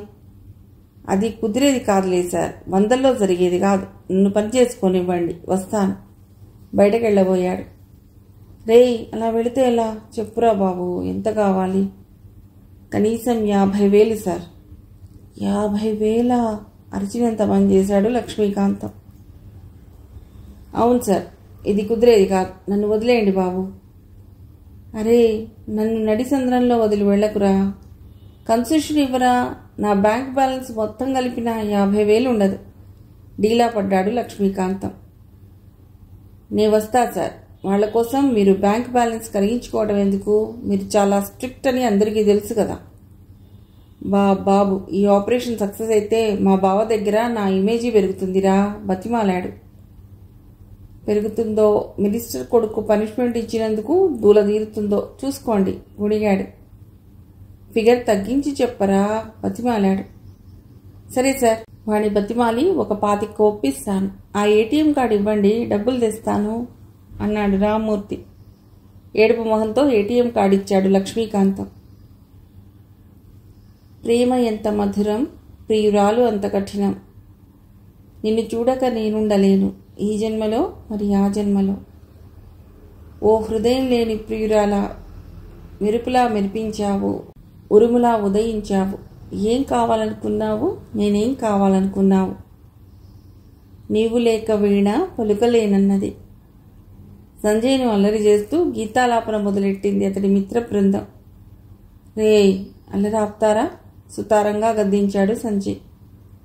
లేకపోతే ఏమిట్రా, ఒక నవ్వు లేదు, ఉలుకు లేదు. ఆ మహాతల్లి ప్రేమలో పడ్డపడి నుండి నీకు మొహంలో నవ్వు మాయమైంది అన్నాడు పరదేశ్. ఇది 1960 కాదమ్మా, 2010. దేవదాస్ కాలం కాదు. విరహగీతాలు పాడుకుని టన్నుల కొద్దీ బ్రాందీ విస్కీలు తాగటానికి చెప్పాడు అహోబిళరావు. చిచ్చా, ఆ పిల్లను వదిలేరా. నిన్ను నచ్చేవాళ్లు కొల్లలున్నారు. టర్న్ కా సలహా ఇచ్చాడు జంగిల్. కొరా చూసింది రిచా. ప్రేమంటే ప్యాంటు షర్టు మార్చుకున్నంత సులభం కాదురా బడుద్దాయి, స్వాగతంలో అనుకుంది జంగిల్ని చూస్తూ. అందరి మాటలు విని నోరు తెరిచాడు సంజయ్. అరే, 1960 అయినా 2010 అయినా ప్రేమంటే ఆట కాదురా, అదొక ఫీలింగ్. కళ్ళలో మొదలై గుండెంతా పాకి నరాల్లోకి ఇంకి మెదడుని కలిచి వేస్తుంది. అదొక మధురానుభూతి. దాన్ని అర్థం చేసుకోవాలి అంతే. భావోద్వేగంతో చెప్పుకుపోయాడు సంజయ్. ఆల్ రైట్ సంజయ్, తను కూడా ఫీల్ కావాలి కదా. అన్నాడు అహోబిళం. అవునరా మామ, ఇంతకాలం ఇలా వన్ సైడ్ లవ్ అడిగాడు పరదేశ్. నేను చచ్చే వరకు, చాలా బలంగా అన్నాడు సంజయ్. రేయ్ ఫూల్, పిచ్చిగా మాట్లాడకు గద్దించాడు జంగిల్. కాసేపు ఆగండ్రా, వాడు సిన్సియర్గా అమ్మాయిని ఇష్టపడుతున్నాడు. మీరెవరినైనా ప్రేమిస్తే ఆ ఫీలింగ్ అర్థమవుతుంది అంది రిచా. ఏయ్ బండా, అసలే వాడు సెన్సిటివ్, వాడిని మరింత రెచ్చగొట్టకు అన్నాడు జంగిల్. పోరా జంగిల్, ఇలాంటి రాతి హృదయాలకు ఏం తెలుస్తుంది ప్రేమంటే కేకలేసింది రిచా. ఆపండ్రా, జరగవలసింది చూడండి అన్నాడు శర్మ. చేసేదేముంది, వీడి తరఫున రాయబారం చేసి చూద్దాం చెప్పాడు జంగిల్. రికమెండ్ చేయడానికి వెళ్ళిన మీ అందరినీ ఆ పిల్ల బాగుతుంది, ఎప్పుడొచ్చాడో అన్నాడు రామ్మూర్తి ఉరఫ్ సత్యమూర్తి. సత్యమూర్తి, ఎప్పుడొచ్చావు అడిగాడు పరదేశ్. మీరు విరహగీతాలు పాడి సంజయ్ బాబుని అల్లరి చేసేటప్పుడు వచ్చా చెప్పాడు రామ్మూర్తి. మరి కిం కర్తవ్యం అడిగాడు అహోబిళం. అప్పుడప్పుడే మూర్తి సామర్థ్యం మీద నమ్మకం ఏర్పడుతుంది వాళ్ళకి. మా వాడి బాధ చూడలేకపోతున్నాం, ఏదైనా ఐడియా చెప్పి పుణ్యం కట్టుకో మూర్తి అడిగాడు జంగిల్. నాకు కావాల్సింది పుణ్యం కాదు, పైకం అన్నాడు రామ్మూర్తి. ఇస్తానులే, ముందు ఐడియా కొట్టు అన్నాడు అహోబిళం. ముందు సంజయ్ బాబు పైన ఆ అమ్మాయి పాజిటివ్గా ఆలోచించేలా చేయాలి. పాజిటివ్ నెగిటివ్లు తయారయ్యేలోపు మా వాడికి వృద్ధాప్యం వస్తుంది. స్పీడ్గా వర్కౌట్ అయ్యే మార్గం చూడుమూర్తి జంగిల్ తొందర చేశాడు. బాబు, మీకు స్పీడ్ ఎక్కువ, మరి చేసుకోండి, మీకు చేతనట్టు చేసుకోండి బెట్టు చేశాడు రామ్మూర్తి. మూర్తి, వాడి మాటలకేముంది, ఐడియా ఉంటే చెప్పు అడిగాడు అహోబిళం. మన కెప్టెన్ సంజయ్ని మెచ్చుకుంటూ స్పీచ్ ఇవ్వాలి అన్నాడు మూర్తి. అతడి మాటలకు అదిరిపడుతూ అది ఈ జన్మకు జరగదు నిస్పృహ వ్యక్తం చేశాడు జంగిల్. ఆ విషయం నాకు వదిలేయండి, ఉభయం గురించి ఆలోచించండి జేబులు చూపిస్తూ అన్నాడు మూర్తి. మూర్తి, నీ పనులుంటే చూసుకో, వీళ్ళేదో వాగుతుంటారు విసుక్కున్నాడు సంజయ్. నువ్వు ముయ్యి మావా, నువ్వు చెప్పు మూర్తి అడిగాడు పరదేశ్. నువ్విట్రా, సంజయ్కి కాస్త దూరంగా తీసుకెళ్లారు రామ్మూర్తి సంజయ్ బృందం. ఓకే, నువ్వు ఆపరేషన్లోకి దిగాయి బాబాయ్ చుట్టూ చూశాడు రామ్మూర్తి. బాబాయ్? మీ బాబాయ్లు ఎవరొచ్చారు అడిగాడు. నువ్వే బాబాయ్, ఇక నుండి నువ్వే మా బాబాయివి అన్నాడు పరదేశ్. రే, మీరు ఇలా వరుసలు కలిపి నా నోట్లో మట్టి కొట్టకండి, తను కూడా చొరవ తీసుకున్నాడు రామ్మూర్తి. అదేం లేదు బాబాయ్, నీ ఉభయానికి డోకా లేదు, ప్రొసీడ్గా చెప్పాడు అహోబిళం. అడ్వాన్స్గా 2000 మూర్తి జేబులో పెడుతూ మూర్తి భుజాల గరేస్తూ ముందుకు కదిలాడు. దూరం నుండి వీళ్ళని గమనిస్తూ పూర్ ఫెలోస్ అనుకున్నాడు సంజయ్. అంతలోకి రిచా ఫోన్ మోగింది. అవతల లైన్లో సల్మానా. సల్మానా చెప్పిన మెసేజ్ విని రిచా వణికిపోయింది. రే అరిచింది. కాస్త దూరంగా మూర్తిని ట్యూన్ చేస్తున్న మిత్ర బృందం ఒక్క ఉదుటిన వచ్చింది. ఏమిటే అంత కేక పెట్టావు, కొంపముంచి మీ బామ్మ బాల్చీ తన్నిందా జోకేశాడు జంగిల్. నేను చెప్పేది వింటే నువ్వు బాల్చీ తంతావు. సస్పెన్స్ ఆపి చెప్పవే తల్లి అడిగాడు అహోబిళం.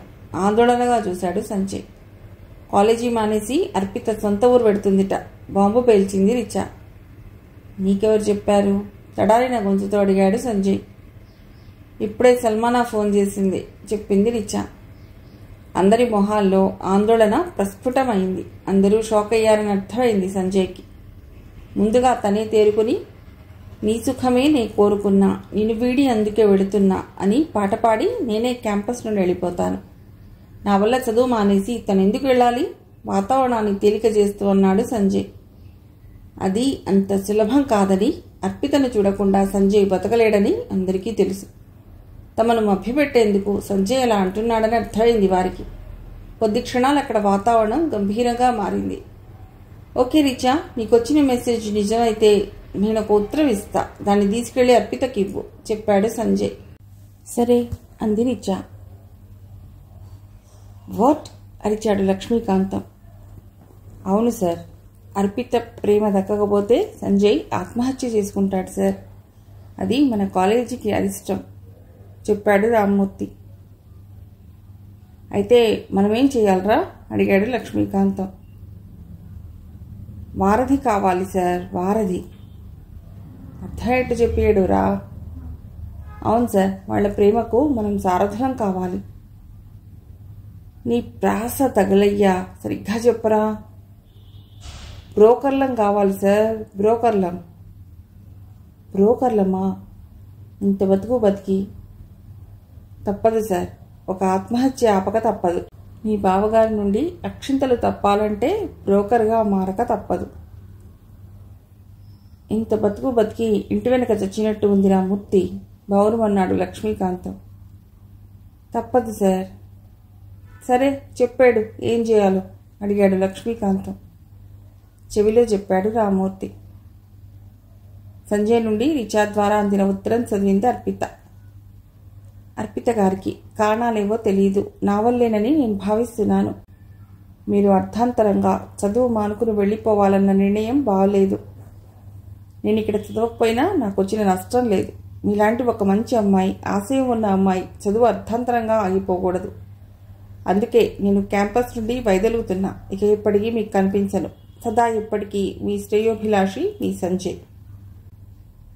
రిచా ఇచ్చిన ఉత్తరాన్ని మళ్ళీ తనకే ఇచ్చింది అర్పిత. ఎవరో దయతలిస్తే క్యాంపస్లో ఉండేటంత బలహీనరాల్ని కాదు.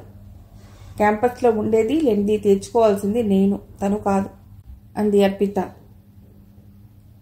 అయినా ఈ గదిలో జరిగే విషయాలు బయటకు ఎలా పెడుతున్నాయి? అనుమానంగా చూసింది. తల పక్కకు తిప్పుకుంది సల్మానా.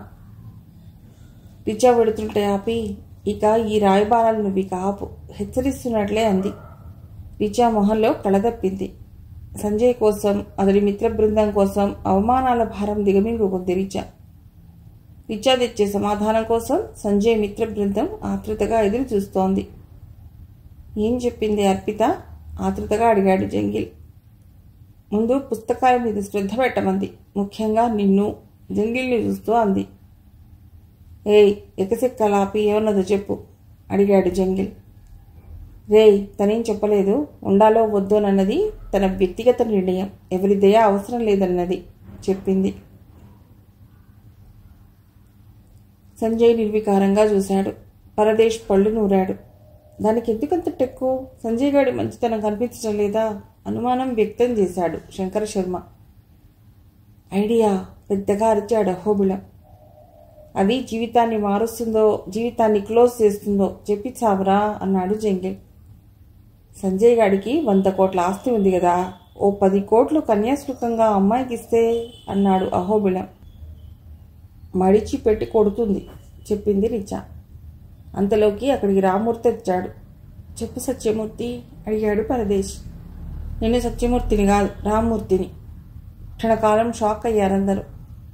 నేనే సత్యమూర్తిని, నేనే రామ్మూర్తిని, గీత బోధిస్తున్న శ్రీకృష్ణుడి తరహాలో చెప్పాడు మూర్తి. అరే, గుండెలు తీసిన బంటువయ్యా నువ్వు, మెచ్చుకున్నాడు జంగిల్. సరే, మీకు నాకు సంబంధాలు ఉన్నాయని మిలిటరీ సార్కి తెలియదు, తొందరపడి వాక్కండి చెప్పాడు మూర్తి. సర్లే, మెసేజ్ ఏమైనా ఉందా అడిగాడు అహోబిళం. ఉంది. సంజయ్ బాబుకి ఇమేజ్ పెంచేందుకు కాంపిటీషన్ పెట్టాలనుకుంటున్నాం. అందుకు ప్రిన్సిపల్ని చచ్చి చెడి ఒప్పించా అన్నాడు తన జేబు చూపుతూ. నీకు లంచాలు ఇవ్వలేక చచ్చిపోతున్నాను రా బాబు. అహోబిళం గొణుక్కున్నాడు. సంజయ్ బాబుకి దేంట్లో ఇంట్రెస్ట్ ఉంది? పెయింటింగ్, డ్యాన్స్, స్పోర్ట్స్ అడిగాడు రామ్మూర్తి. ఎలాగో ఇంటర్ కాలేజీ కాంపిటీషన్స్ మనం ఏర్పాటు చేస్తున్నాం కదా, అందులో అర్పిత అసూయపడేలా సంజయ్ని సెలెక్ట్ చేయిస్తాం. మూర్తి, నిజాయితీ లేని విజయం విజయం కాదు. ఇందులో నాకు ఇంట్రెస్ట్ లేదు చెప్పాడు సంజయ్. బాబాయ్, వాడలాగే అంటాడు. డ్యాన్స్ కాంపిటీషన్ పెట్టించు, మా వాడు దుమ్మురేపుతాడు చెప్పాడు పరదేశ్. అరే, నా మాట వినంట్రా, సంజయ్ది అరణ్యరోధనే అయింది. రే చిచ్చా, ఇక ముయ్ నువ్వు గద్దించాడు జంగిల్. మమ్మల్ని ఫాలో కావడమే నీ డ్యూటీ హూంకరించాడు అహోబిళం. రే, ప్రేమను ప్రేమకై ప్రేమగా జయించాలి తప్ప మోసంతో మోసం దక్కదు, ప్రేమ దక్కదు. అసుపుగా ఏదో చెప్పేందుకు శంకరశర్మ ప్రయత్నించాడు. రే, నీ కవిత్వంతో మాకున్న ఈ కొద్దిపాటి శక్తి కూడా రసిస్తుందిరా బాబు చేతులెత్తి దండం పెట్టాడు పరదేశ్. డ్యాన్స్ పోటీలో ఇంటర్ కాలేజీ కాంపిటీషన్ ప్రకటించాడు ప్రిన్సిపల్ లక్ష్మీకాంతం. ఇంట్రెస్ట్ ఉన్న వారందరి పేర్లు ఇచ్చారు. గర్ల్స్ నుండి అర్పిత, బాయ్స్ నుండి సంజయ్ మాత్రం ఇవ్వలేదు. ప్రిన్సిపల్ లక్ష్మీకాంతం రామ్మూర్తిని పిలిచి కేకలేశాడు. ఏటయ్యా, ఎవరి కోసం పోటీలు పెట్టామో వాళ్లే పార్టిసిపేట్ చేయకపోతే మనకేమిటి ఉపయోగం? క్యాంపస్లో సంజయ్ ఇమేజ్ పెంచడం కోసం పోటీలు పెట్టమన్నావు కదా. నీళ్లు నమిడాడు రామ్మూర్తి. నువ్వు ఏం చేస్తావో నాకు తెలియదు. వాళ్ళిద్దరూ కాంపిటీషన్కి సిద్ధం కాకపోతే కాంపిటీషన్ క్యాన్సిల్, హూంకరించాడు. సంజయ్ బృందం కాళ్ళ మీద పడ్డాడు రామ్మూర్తి. అరే బాబు, మీకోసం పోటీలు పెట్టించా. సంజయ్కి అర్పిత దక్కకపోతే ఆత్మహత్య చేసుకుంటాడని చెప్పి ప్రిన్సిపల్ని ఇప్పటి వరకు కంట్రోల్లో ఉంచుకున్నా. మీరు హ్యాండ్సప్ అంటే ప్రిన్సిపల్ దగ్గర నా గ్రిప్ పోతుంది. ప్రాధేయపడ్డాడు రామ్మూర్తి. ఏం చేద్దాం బాబాయ్, సంజయ్ గాడు మా మాట వినటం లేదు. నన్ను గెలిపించేందుకు అర్పితను ఓడిస్తే అది తనకు సంతోషం కాదని అంటున్నాడు వాడు. అదేమిటయ్యా బాబు, సంజయ్ ఇమేజ్ పెరిగితేనే కదా అర్పిత అతడికి దగ్గర అయ్యేది. సందేహం వ్యక్తం చేశాడు రామ్మూర్తి. ఏమో, వాడు వినటం లేదు, నిస్పృహ వ్యక్తం చేశాడు జంగిల్. ఏమిటి, పేరివ్వవా అంది అపర్ణ. నాకిష్టం లేదు చెప్పింది అర్పిత. సంజయ్తో పోటీ పట్టం చేత కాకనా? సంజయ్ అంత గొప్ప డాన్సరా? ఏమో, క్యాంపస్లో అదే అనుకుంటున్నారు అంది అపర్ణ. అయితే పోటీ పడవచ్చుగా అంది అర్పిత. ఎందుకనో అతడు వెనకాడుతున్నట్ట అంది సువర్చల. బహుశా మన అర్పిత పేరిస్తుందని భయపడుతున్నాడేమో, మళ్ళీ మరోసారి ఓడిపోవలసి వస్తుందనుకుంటున్నాడేమో అంది రాజీ. అలా అనుకోవటం లేదు. సంజయ్ బరిలో ఉంటాడన్న భయంతోనే అర్పితనేమి ఇవ్వటం లేదంటున్నారు రెచ్చగొట్టింది సువర్చల. రేపు నా నిర్ణయం చెప్తా కసిగా అనుకుంది అర్పిత. పక్క రోజు అర్పిత పేరిచ్చింది. సంజయ్ ముందుకు రాలేదు. గర్ల్స్ ఆనందానికి హద్దులు లేవు. అర్పిత నాట్యంలో అందవేసిన చెయ్యి. వెంపటి చినసత్యం కూతురు శారదాంబకు ఆమె హైస్కూల్లో శిష్యురాలు. చదువు మీద శ్రద్ధ పెరిగే కొద్దీ ఆమె నాట్యాన్ని వదిలేసింది. అందంతో సైతం ఆమెతో పోటీ పడగల వాళ్ళు క్యాంపస్లో లేరు. స్టెల్ ఆఫ్ బ్యూటీగా చెప్పుకుంటారామె. అర్పిత మిత్ర బృందం సవాలు విసిరింది. అయినా సంజయ్ చెలించలేదు. ఓడిపోయినప్పుడు సంజయ్ ముఖం ఎలా ఉంటుందో చూడాలన్న కసి అర్పితలో పేరుకుపోయింది. సంజయ్ కుటుంబంతో తమకు వైరం ఉందని తల్లి చెప్పినప్పటి నుండి అతడొక శత్రువుగానే ఆమె కనిపిస్తున్నాడు. ఆమె ఇలా ఆలోచిస్తున్న సమయంలోనే సంజయ్ బ్యాచ్ సంజయ్తో మరోసారి గొడవ పడుతుంది. రేపు క్యాంపస్లో ఎలా మొహం చూపించాలి అడిగాడు పరదేశ్. ఓటమి భయంతోనే నువ్వు వెనకాడుతున్నావని కామెంట్స్ చేస్తున్నారు చెప్పాడు అహోబిలం. పోటీలో గెలుపు ఓటములు సహజం. గెలుపుకు ఉప్పొంగడం, ఓటమికి కుంగిపోవటం యోధుల లక్షణం కాదు కదా చెప్పాడు శంకర శర్మ. నువ్వు ఆట వినర్వి, నీకు భయం ఏమిటి? మాకు తలవంపులు తెస్తున్నావు నువ్వు బాధగా అన్నాడు జంగిల్.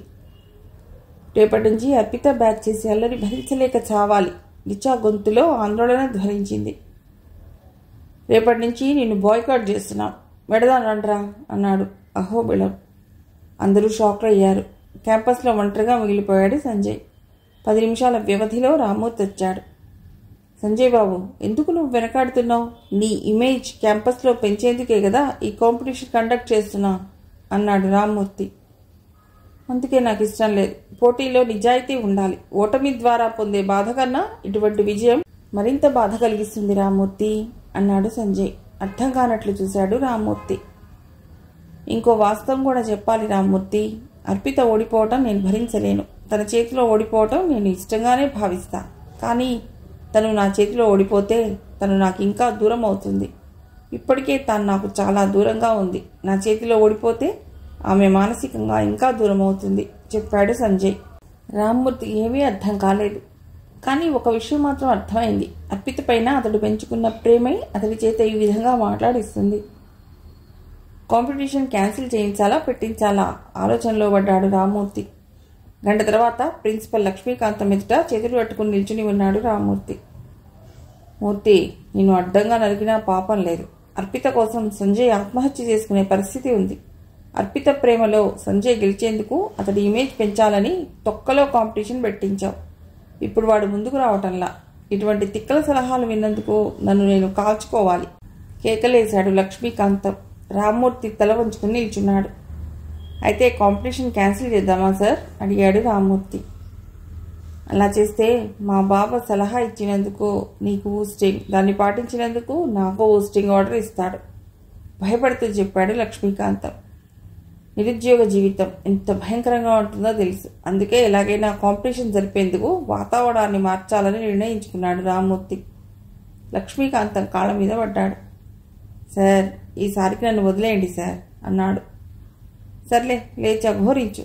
ఆ సంజయ్ గాడు ఏ అఘాయిత్యం చేసుకోకుండా చూడు. వాడేమైనా చేసుకుంటే నా తుపాకీకి పని పెట్టవలసి వస్తుంది హెచ్చరించాడు లక్ష్మీకాంతం. అట్లాగే సార్ చెప్పాడు వినయంగా రామ్మూర్తి. ఇంటర్ కాలేజీ కాంపిటీషన్స్ మొదలయ్యాయి. అందరూ అనుకున్నట్టుగానే అర్పిత కాలేజీ తరఫున ఎన్నికైంది. మనస్ఫూర్తిగా అభినందించాడు సంజయ్. అర్పిత తృణీకార భావంతో చూసింది. ఆమె బ్యాచ్ కూడా సంజయ్ని చులకనగా చూసింది. పోటీ పడే సత్తా లేక యుద్ధానికి ముందే బరిలో నుండి తప్పుకున్నాడు ధీరుడు వ్యంగ్యంగా అంది రాజీ. సంజయ్ స్పందించలేదు. సంజయ్ మిత్ర బృందానికి తలకొట్టినంత పనైంది. కాంపిటీషన్లో పాల్గొనను అని చెప్పినప్పటి నుండి సంజయ్తో మాట్లాడటం దరిదాపు మానుకున్నారు. అందరూ మొహం తిప్పుకుని వెళుతున్నారు. సంజయ్ మాట్లాడాలని ప్రయత్నించినా ఎవ్వరూ స్పందించలేదు. రిచా మాత్రం, సంజయ్, నీ సంతోషమే మా సంతోషం అనుకున్నాం. నీకోసం ఎంతైనా తెగించాం. నువ్వు మాత్రం ప్రతిసారి పిరికివాళ్లా పారిపోతున్నావు. దాన్ని మేమెవ్వరం భరించలేకున్నాం. నిన్ను అనే మాటలు విని మేమెంత కుంగిపోతున్నాం చెప్పింది. రిచా, మీరెవ్వరూ నా ఫీలింగ్స్ అర్థం చేసుకోవట్లేదు. మా అమ్మ అంతర్జాతీయ నృత్య కళాకారిణి. 8 ఏళ్ల వయసుకే నాకు ఆమె కూచిపూడి, భరతనాట్యంలో ఎవ్వరూ అందుకోలేనంత స్థాయిలో శిక్షణ ఇచ్చింది. నేను పాల్గొన్న ఏ పోటీలో కూడా ఓడిపోయిన చరిత్ర నాకు లేదు. అర్పిత నాతో పోటీ పడితే గెలుపు ఓటములు ఎలా ఉంటాయో మీరెవరూ ఊహించలేరు. నేను ఓడినా ఫీల్ కాను. తను ఓడితే మానసికంగా ఆ ఫీల్ నేను భరించలేను చెప్పాడు సంజయ్. నీవన్నీ ఊకదంపుడు ఉపన్యాసాలని వాళ్ళు గేలి చేస్తున్నారు సంజయ్. అర్పిత 5 ఏళ్లకే డాన్స్లో అరంగేట్రం చేసిందిట.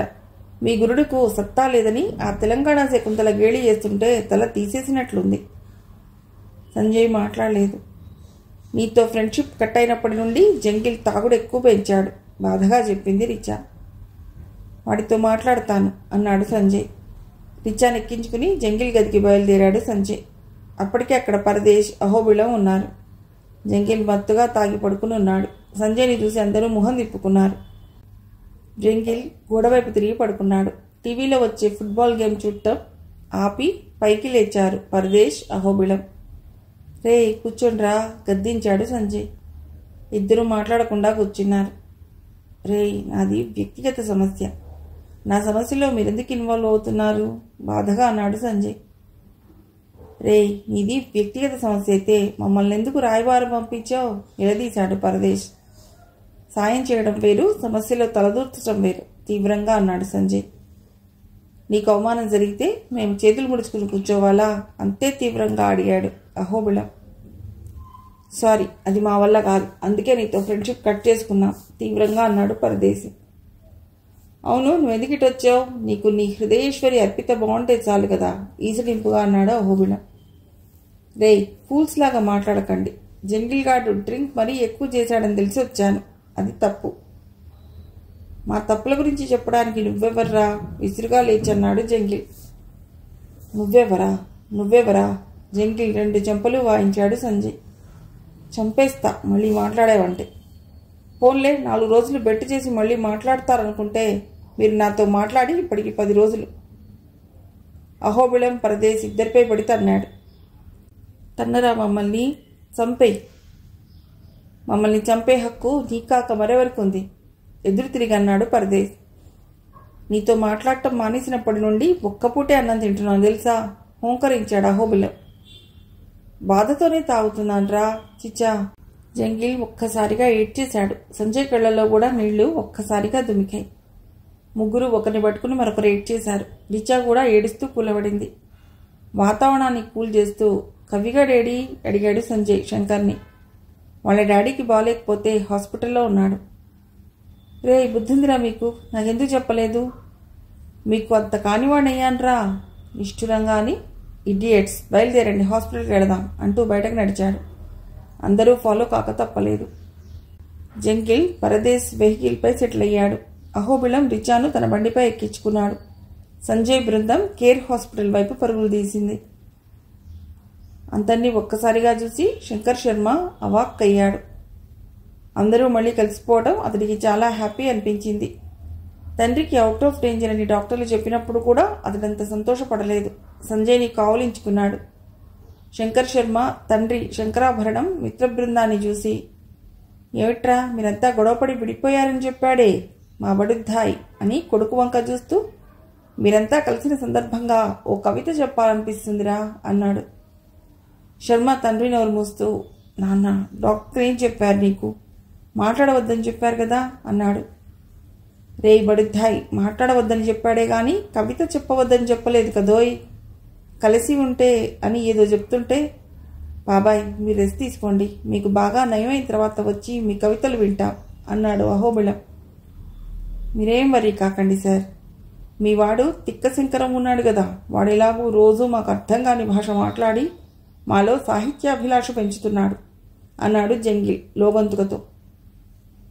నాన్న నువ్వు రెస్ట్ తీసుకో, నువ్వు కోలుకుంటున్న సందర్భంగా ఒక కవిత రాసా, అది వీళ్ళకు వినిపిస్తా, పదండ్రా అని తిరిగి చూశాడు శంకర్ శర్మ. పక్కన ఎవరూ కనిపించలేదు.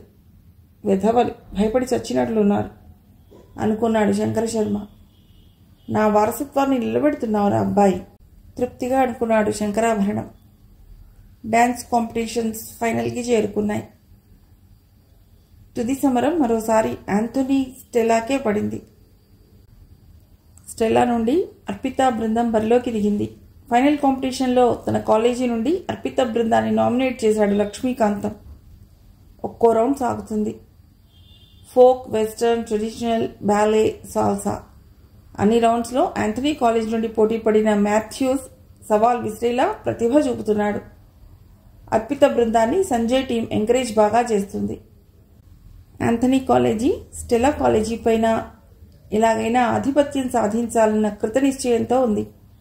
అర్పితకు దమ్ము సరిపోవటం లేదు.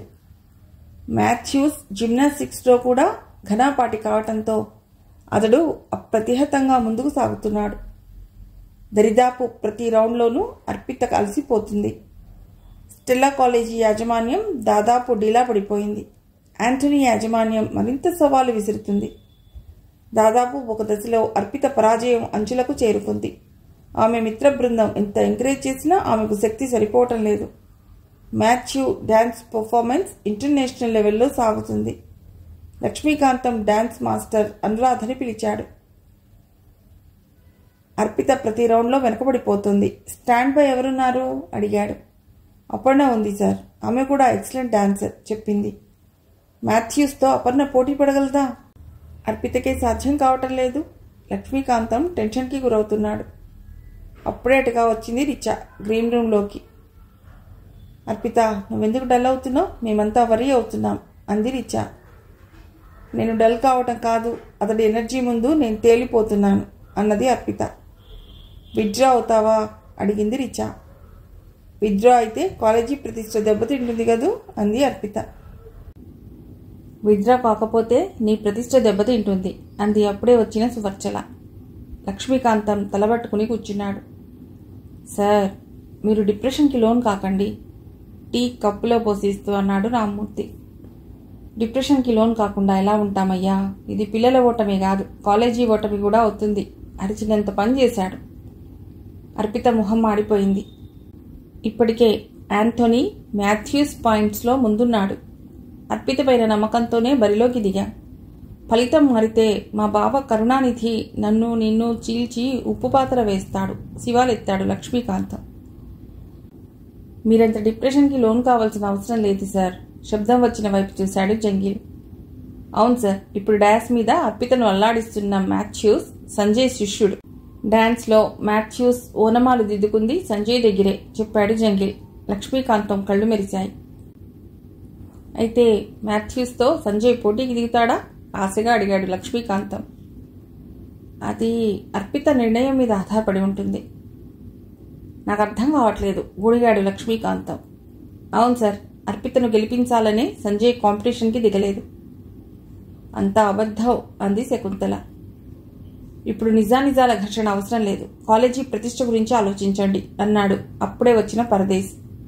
గ్రీన్ రూమ్లోకి జంగిల్ ఎందుకు వెళ్ళాడో అర్థం కాని పరదేశ్ రిచా ఫోన్ కాల్తో గ్రీన్ రూమ్లోకి వచ్చాడు.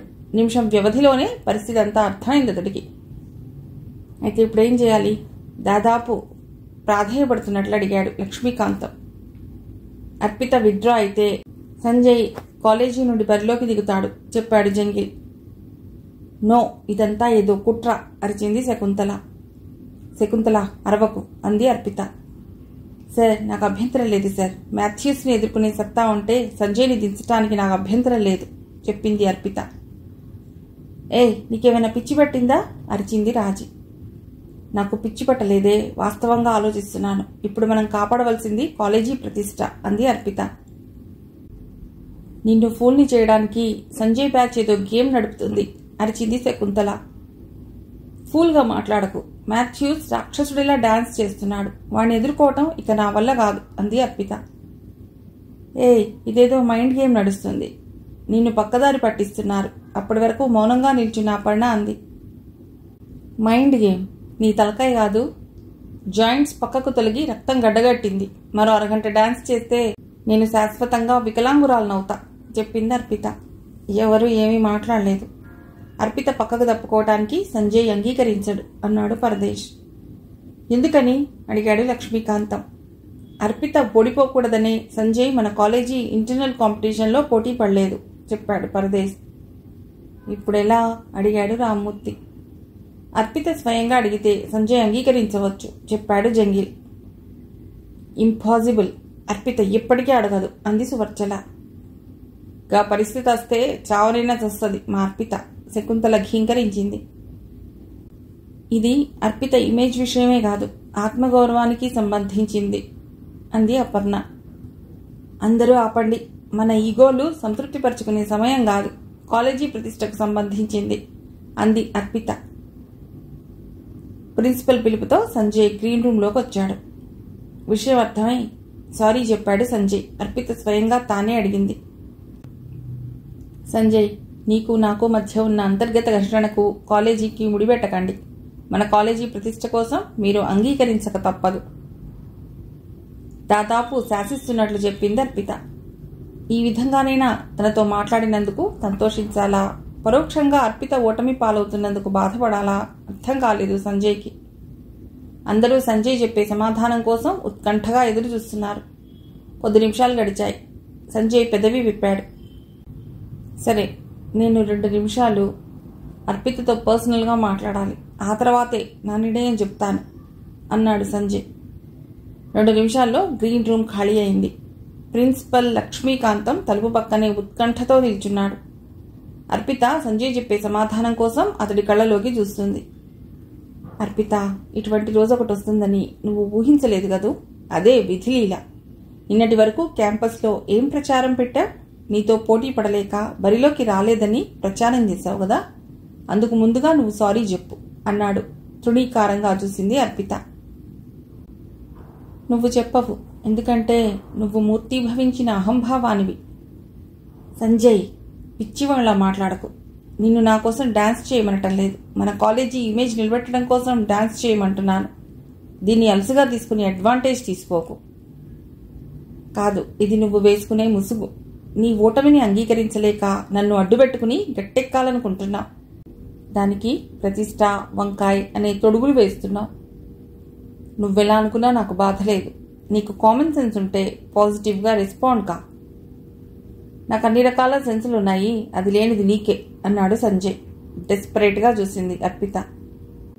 ఎందుకిలా మొండిగా మూర్ఖంగా మాట్లాడుతున్నాడో అర్పితకు అర్థం కాలేదు. సంజయ్, పర్వర్షన్లా మాట్లాడకు. పర్వర్షన్ డిప్రెషన్లో ఉంది, నేను కాదు. నువ్వు ఏదో నేను దయతలిచి పక్కకు తప్పుకుంటే కాలేజీ నుండి నువ్వు సెలెక్ట్ అయ్యావు. అది ఒప్పుకోలేక నీ తొట్టి గ్యాంగ్ ఫ్రెండ్స్ చేత నాకంత సీన్ లేదని ప్రచారం చేశావు. ఆఖరికి నేను ట్రైన్ చేసిన నా శిష్యుడి చేతిలో ఓటమి పాలవుతున్నావు నవ్వాడు సంజయ్. ఇడియట్, నువ్విక మూస్తావా కోపంగా అంది. ఆల్ రైట్, నీ ప్రపోజల్కి అంగీకరించి నిన్ను ఒడ్డున పడేస్తా. అందుకు నేను చెప్పినట్టు చెయ్యాలి. చెప్పు, ఏం చేయాలి? ప్రాధేయపడినట్లుగానే అడిగింది. ఈ 4 గోడల మధ్య నువ్వు నాకు ఐ లవ్ యూ చెప్పు. నా మిత్రులను పిలుస్తా, వారికి సారీ చెప్పు. మెంటల్, నీకేమైనా పిచ్చి పట్టిందా? నా బొందిలో ప్రాణం ఉండగా నీకు ఐ లవ్ యూ చెప్పే ప్రసక్తి లేదు. నీ ఆవారా ఫ్రెండ్స్కి సారీ చెప్పడం అస్సలు జరగదు. కోపంతో బుసలు కొడుతూ అంది. అయితే నీ కర్మ, ఓటమిని ఆస్వాదించు, కాలేజీ ప్రతిష్ట గంగలో గలుపు చెప్పి విసురుగా బయటకు నడిచాడు సంజయ్. తమ మిత్రుడి ప్రతిభ నిరూపించుకునేందుకు మంచి అవకాశం దొరికిందని, తద్వారా అతడి ఇమేజ్ పెరుగుతుందని ఆశగా ఎదురు చూస్తున్న సంజయ్ మిత్ర బృందం అతడు దూకుడుగా వచ్చే తీరు చూసి నిరాశపడ్డారు. ఏమైందిరా? ఆదుర్దాగా అడిగారు. దానికి హెల్ప్ చేయడం కంటే ఒక పందికి చేయటం మేలు, మీరంట్రా అన్నాడు సంజయ్.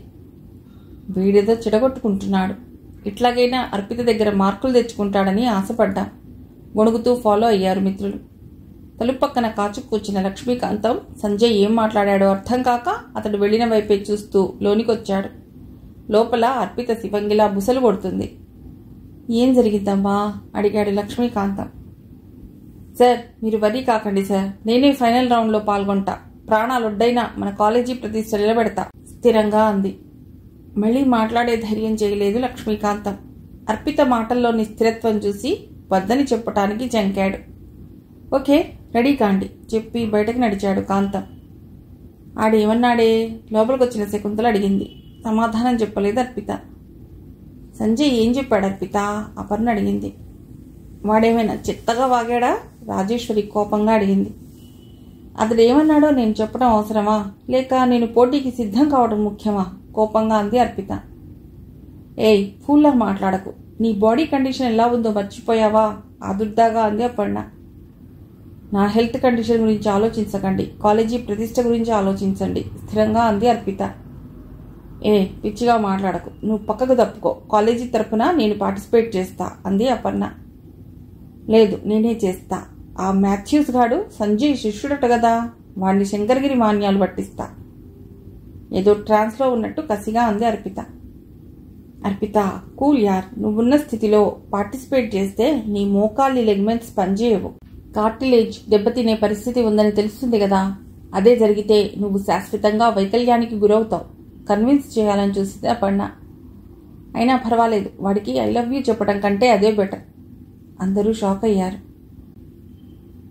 అప్పటి వరకు ఏమూలో సంజయ్ మీద కాస్త పాజిటివ్గా ఉన్న వాళ్ళు కూడా ఇడియట్, వాడికి బుద్ధుందా కోపంగా అన్నారు. అక్కడే వాడిని తుక్కడలు తుక్కడలు చేయవలసింది అంది శకుంతల. ఇక మీరు టెన్షన్ ఆపండి, వాడిని ఓడించి వీడి ఆట శాశ్వతంగా కట్టేస్తా స్థిరంగా అంది అర్పిత. అందరూ ఆందోళనగా చూశారు, కానీ మళ్ళీ మాట్లాడలేదు. సరిగ్గా అదే సమయంలో మాథ్యూస్ గ్రీన్ రూమ్లోకి వెళ్ళింది సంజయ్ బృందం. సంజయ్ని చూడగానే మాథ్యూస్ హృదయం ఉప్పొంగింది. బాస్ అంటూ వంగి సంజయ్ పాదాలు కళ్ళకు అద్దుకున్నాడు. బాస్, మీరు వెళ్ళినప్పటి నుండి మన కాలేజీకి కళబోయింది. బాస్, ఇందాక పోటీ పడ్డ ఆ అమ్మాయి నిన్ను క్యాంపస్లో ఇన్సల్ట్ చేసింది కదా, అందుకే దాన్ని ఓడించాలని శక్తికి మించి ప్రజెంట్ చేస్తున్నాను. దాన్ని గెలిచి ఆ విజయాన్ని మీకు గురుదక్షిణగా ప్రజెంట్ చేసుకుంటాను భావోద్వేగంతో చెప్పుకుపోతున్నాడు మాథ్యూస్. నీతో మాట్లాడాలి మాథ్యూస్ అడిగాడు Sanjay. Okay boss, sure. Guys, మీరు కాసేపు పక్క గదిలో రిలాక్స్ కండి చెప్పాడు మాథ్యూస్. సంజయ్ తన మిత్ర బృందాన్ని కూడా కాసేపు బయటకు వెళ్ళమని చెప్పాడు. ఇష్టంగానే బయటకు నడిచారు. మాథ్యూస్, సంజయ్ మాత్రమే గదిలో మిగిలారు. చెప్పండి బాస్ అడిగాడు మాథ్యూస్. గురుదక్షిణ కావాలి మాథ్యూస్ అడిగాడు సంజయ్. మాథ్యూస్కి ఒక్క నిమిషం అర్థం కాలేదు. గురుదక్షిణ ఏం కావాలి బాస్ చెప్పండి, నా ప్రాణం కావాలా అడిగాడు. అంత పెద్ద గిఫ్ట్ అడగనులే మాథ్యూస్, అర్పిత గెలవాలి అడిగాడు సంజయ్. షాక్ అయ్యాడు మాథ్యూస్. బాస్ అన్నాడు మాథ్యూస్ ఆందోళనగా. సంజయ్ని చూస్తూ ఒక నిమిషం ఏమీ మాట్లాడలేదు. సంజయ్ కూడా మాట్లాడలేదు. Mathews సంజయ్కి junior. డాన్స్పై అతడికి ఉన్న శ్రద్ధను గమనించి సంజయ్యే అతడికి ట్రైనింగ్ ఇచ్చాడు. నిమిషాలు దొర్లాయి. చెప్పు మాథ్యూస్ అడిగాడు సంజయ్. బాస్, నా ప్రాణమే కదా బాస్ అడిగారు అన్నాడు గద్గద స్వరంతో. సారీ మాథ్యూస్, తప్పలేదు అన్నాడు సంజయ్. ఓకే బాస్, దీనివల్ల మీకేమైనా లాభం ఉంటుందా?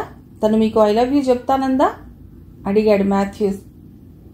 అదేం లేదు మాథ్యూస్, నాకు ఊపిరి ఉన్నంత వరకు తను ఏ విషయంలోనూ ఓడిపోకూడదు చెప్పాడు సంజయ్. కొద్ది నిమిషాలు మాట్లాడలేదు మాథ్యూస్. ఓకే బాస్, మీ కళ్ళల్లో తృప్తి కోసమైనా ఆమెను గెలిపిస్తాను అన్నాడు మాథ్యూస్.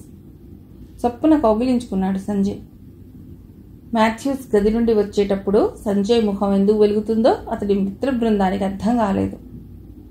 ఆఖరి రౌండ్కి రంగం సిద్ధమైంది. ఆడిటోరియంలో ఉద్విగ్న క్షణాలు గడుస్తున్నాయి. అర్పిత అమీతుమికి సిద్ధమై వేదిక పైకొచ్చింది. సంజయ్ విసిరిన ఛాలెంజ్ ఆమెకు పదే పదే గుర్తుకొచ్చింది. తను ఓడిపోవాలని అతడు ఆశిస్తున్నాడు. తాను ఓడి అతన్ని గెలిపించకూడదు, గెలిచి బుద్ధి చెప్పాలి. అర్పితకు తల్లి గుర్తుకొచ్చింది. నువ్వు బాగా చదవాలి, నాన్న ఆశయాన్ని సాధించాలి. ఆమె అభిలాష గుర్తుకొచ్చింది. బాగా చదవటం ద్వారా నాన్న ఆశయాన్ని, మన కుటుంబానికి అన్యాయం చేసిన సంజయ్ కుటుంబాన్ని నాశనం చేయడం ద్వారా నీ కోరికను తీరుస్తానమ్మా. ఈ పోటీలో గెలిచి సంజయ్ గాడిపై మానసిక ఆధిపత్యాన్ని సాధిస్తాను కసిగా అనుకుంది. జాయింట్స్ పెయిన్ గుర్తొచ్చింది. చీలమండలం నొప్పిగా ఉంది. ఆహుతుల్లో సంజయ్ తప్ప అతడి మిత్ర బృందం కనిపించింది. ఆమె కళ్ళు అతడి కోసం వెదికాయి. అతడు కనిపించలేదు. మాథ్యూస్ డాన్స్ చేయటానికి సిద్ధంగా ఉన్నాడు. అతడు ఆకలితో ఉన్న సింహంలా ఉన్నాడు. క్షణకాలం మానసికంగా అలజడికి గురైనా మళ్లీ ధైర్యం తెచ్చుకుంది. ఆహుతుల్లో ఉన్న ఆమె మిత్ర బృందం ఎంకరేజ్గా అరుస్తుంది. పాట మొదలైంది. శివతాండవం కనిపించింది. మాథ్యూస్ నాట్యంలో శివుడే కనిపించాడు. అర్పిత కాళికా భద్రుకయింది. మాథ్యూస్ నిజంగానే ఆమె వేగానికి తడబడ్డాడు. అతడు ఎక్కడో ఒక దగ్గర డ్రాప్ అయి ఆమెను గెలిపించాలనుకున్నాడు. కానీ అర్పిత ప్రాణాలు పడంగా పెట్టి నాట్యం చేయడం అతడికి ఆశ్చర్యాన్ని కలిగిస్తుంది. అర్పితకు తన దేహంలోని ఎముకలన్నీ విరుగుతున్న ఫీలింగ్. అయినా ఆమెలో పట్టుదల సడలలేదు. అర్పితను ఓడించాలన్న నిర్ణయం ఉంటే మాథ్యూస్ మరింత శక్తిని కూడా తీసుకునేవాడే. కానీ అతడికి సంజయ్కి ఇచ్చిన మాట గుర్తుకొచ్చింది. యాంథోనీని కాలేజీ విద్యార్థులు పట్టుదలతో అతన్ని ఎంకరేజ్ చేయాలని కేరింతలు కొడుతున్నారు. స్టెల్లా విద్యార్థుల్లో మొదట అనుమానాలున్నా అర్పిత శివంగిలా నాట్యం చేసే తీరు వారిని సంభ్రమాశ్చర్యాలకు గురిచేసింది. బీజియం మరో నిమిషంలో ముగుస్తుందనగా మాథ్యూస్ కాళ్ళు తడబడ్డాయి. అది కృత్రిమమో నిజమో అన్నది ఎవ్వరికీ అర్థం కాలేదు. అర్పిత విజేతగా నిలిచింది. ఆడిటోరియం హర్షధ్వనులతో మిన్నంటింది. అర్పిత కళ్ళు ఒకే వ్యక్తి కోసం కలయ తిరిగాయి. అతడు సంజయ్. తన విజయం తర్వాత సంజయ్ ముఖం ఎలా ఆరిపోయి ఉంటుందో చూడాలనుకుంది. కానీ సంజయ్ అక్కడ కనిపించలేదు. బహుశా మొహం చెల్లలేదేమో అనుకుంది. అరే చిచా, మాథ్యూస్ గాడి దగ్గరికి వెళ్ళి ఏం చెప్పావు అడిగాడు జంగిల్. అర్పితను ఓడించమని చెప్పా, డాన్స్లో కొన్ని మూమెంట్స్ చెప్పా అన్నాడు సంజయ్. అనుమానంగా చూశాడు పరదేశ్. మాకలా అనిపించడం లేదే అన్నాడు అహోబిలం. అది మీ దృష్టిలోపం, దాన్ని నేనేం చేయగలను అన్నాడు సంజయ్. బావా, బుకాయించకు. తను గెలవాలని తపన పడ్డవాడివి, తాను ఓడిపోవాలని ఆశిస్తావా? నాకప్పుడు అలా అనిపించింది. గ్రీన్ రూమ్లో మాట్లాడిన తర్వాత తను ఓడిపోవాలని కోరుకున్నా, లేకుంటే నాకు ఐ లవ్ యూ చెప్పదా అన్నాడు సంజయ్. రే చిచ్చా, నీ పెదాల అబద్ధాలు ఆడుతున్నాయని నీ కళ్ళు స్పష్టంగా చెప్తున్నాయి అన్నాడు జంగిల్. కదా, మరి ఎందుకురా ఈ సిబిఐ ఆరాలు? మీకు ఎలా అనిపిస్తే అలా అనుకోవచ్చు. ఎనీహౌ నన్ను ఒక గంట వదలండి, గంట తర్వాత వచ్చి మీతో జాయిన్ అవుతా. ఏ మే రావద్దా అడిగాడు జంగిల్. పెళ్లికి పోతా, పిల్లినెవరినైనా తీసుకెడతారా? ఏ రిచా, నువ్వు మన జంగిల్ వెళ్ళి ఫ్లవర్ బొకే అర్పితకిచ్చిరండి, నా తరఫున గ్రీటింగ్స్ చెప్తూ అంటూ 1000 రూపాయల కాగితం తీసి రిచాకిచ్చాడు సంజయ్. బాబోయ్, నా వల్ల కాదు, అది తంతుంది అంది రిచా. ఏయ్ ఇలారా పిలిచాడు. దగ్గరికి వెళ్ళింది రిచా. నీకు జంగిల్తో పెళ్లి కావాలా వద్దా అడిగాడు. జంగిల్ చెవులు రిక్కరించాడు. కావాలి కావాలి అంది. మరి అందుకే వెళ్ళు అన్నాడు సంజయ్. అయిష్టంగానే ఒప్పుకుంది రిచా. సంజయ్ అక్కడి నుంచి బయలుదేరాడు. రేయ్ బండితి చెప్పింది జంగిల్కి. వాడు నీ చెవిలో ఏం చెప్పాడు చెప్పు. 1 కోటి రూపాయలు ఇస్తానన్నాడు. నీకు అవసరమా? కాదనుకో, అయినా కాస్త డౌట్గానే ఉంది వీడి వాలకం. అయినా నువ్వెందుకు ఒప్పుకున్నావు? అక్కడికి వెళ్తే అది మనల్ని ఉప్పు పాత్ర వేస్తుంది. గ్రీన్ రూమ్లో వీడు తనని మాటలతో పొడిచాట. నీకెందుకురా, వాడు చెప్పింది చేయటమే కదా నీ డ్యూటీ అంది రిచా. మరి తప్పదు కదా భడవఖానా అంటూ బండి స్టార్ట్ చేశాడు జంగిల్. రిచా అతడి భుజాలపై చేతులు వేస్తూ కూర్చుంది. నువ్వు కాస్త దూరం జరుగు, ఈ కెమిస్ట్రీ తట్టుకోలేను. జరగనరా, మరి కాస్త దగ్గరగా వస్తా. రిచా గుండెలు అతడి వీపులు మెత్తగా హత్తుకున్నాయి. మగవాళ్ళనెందుకే ఇలా వేపుకు తింటారు? ఆహా, మీరు తక్కువని జంగిల్ తలపైన ఒకటిచ్చింది. సంజయ్ని ప్రేమగా ఆహ్వానించాడు వినాయకరావు. అతడు ప్రముఖ సినీ నిర్మాత. సంజయ్ తండ్రికి మంచి స్నేహితుడు. ఆ రోజు ఉదయం మీతో మాట్లాడాలంకుల్ అని అడిగాడు సంజయ్. ఓ ష్యూర్, మధ్యాహ్నం లంచ్కి వచ్చాయి చెప్పాడు వినాయకరావు. ఆ తర్వాత మాథ్యూస్కి ఫోన్ చేశాడు సంజయ్. అర్జెంటా బాసు అడిగాడు. అవును మాథ్యూస్, నువ్వు రెడీగా ఉండు, పికప్ చేసుకుని వెళతా చెప్పాడు. మాథ్యూస్ మాట్లాడలేదు. అతడికి సంజయ్ మాట సుగ్రీవాజ్ఞ. మాథ్యూస్ని పరిచయం చేశాడు సంజయ్. నాకు మంచి మిత్రుడు. మాథ్యూస్ మర్యాదపూర్వకంగా నమస్కారం చేశాడు. ఓకే రండి, ముందు భోంచేద్దాం అన్నాడు. అతడి భార్య గాయత్రిని పిలిచి, గాయత్రి, మన సంజయ్ వచ్చాడు, భోజనం వడ్డించు అన్నాడు. భోజనం పూర్తయింది. సంజయ్ విషయానికి వచ్చాడు. అంకుల్, మీ నుండి సాయం కోరుతూ వచ్చాను అంకుల్. అదేమిటి సంజు, అడుగు, నువ్వు అడిగితే కాదనటమా అన్నాడు వినాయకరావు. మాథ్యూస్ మంచి డాన్సర్. మీరు అవకాశం కల్పిస్తే మీ కొత్త ప్రాజెక్టుకు మంచి కొరియోగ్రాఫర్ అవుతాడు. షాక్ అయ్యాడు మాథ్యూస్. వినాయకరావు సంజయ్ కళ్ళలోకి చూశాడు. ఆర్ యూ సీరియస్ అడిగాడు. అవును అంకుల్. ఒక్క నిమిషం సూటిగా చూసి, డన్. సంజు, నువ్వు రికమెండ్ చేస్తే కాదనటమా? నీ డెసిషన్ పర్ఫెక్ట్గా ఉంటుంది. ఓకే మాథ్యూస్, మా నెక్స్ట్ ప్రాజెక్టుకు నువ్వే కొరియోగ్రాఫర్వి చెప్పాడు వినాయకరావు. మాథ్యూస్కి నమ్మశక్యం కాలేదు. ఇది కలో నిజమో అర్థం కాలేదు. కళ్ళల్లో నీళ్లు గిరున తిరిగాయి. చప్పున సంజయ్ కాళ్ల మీద పడ్డాడు. Mathews, don't be emotional. నువ్వు మంచి డాన్సర్వి. నీకు అవకాశం కల్పించడం ప్రతిభకు పట్టం కట్టడమే అన్నాడు. Matthews emotion తట్టుకోలేకున్నాడు.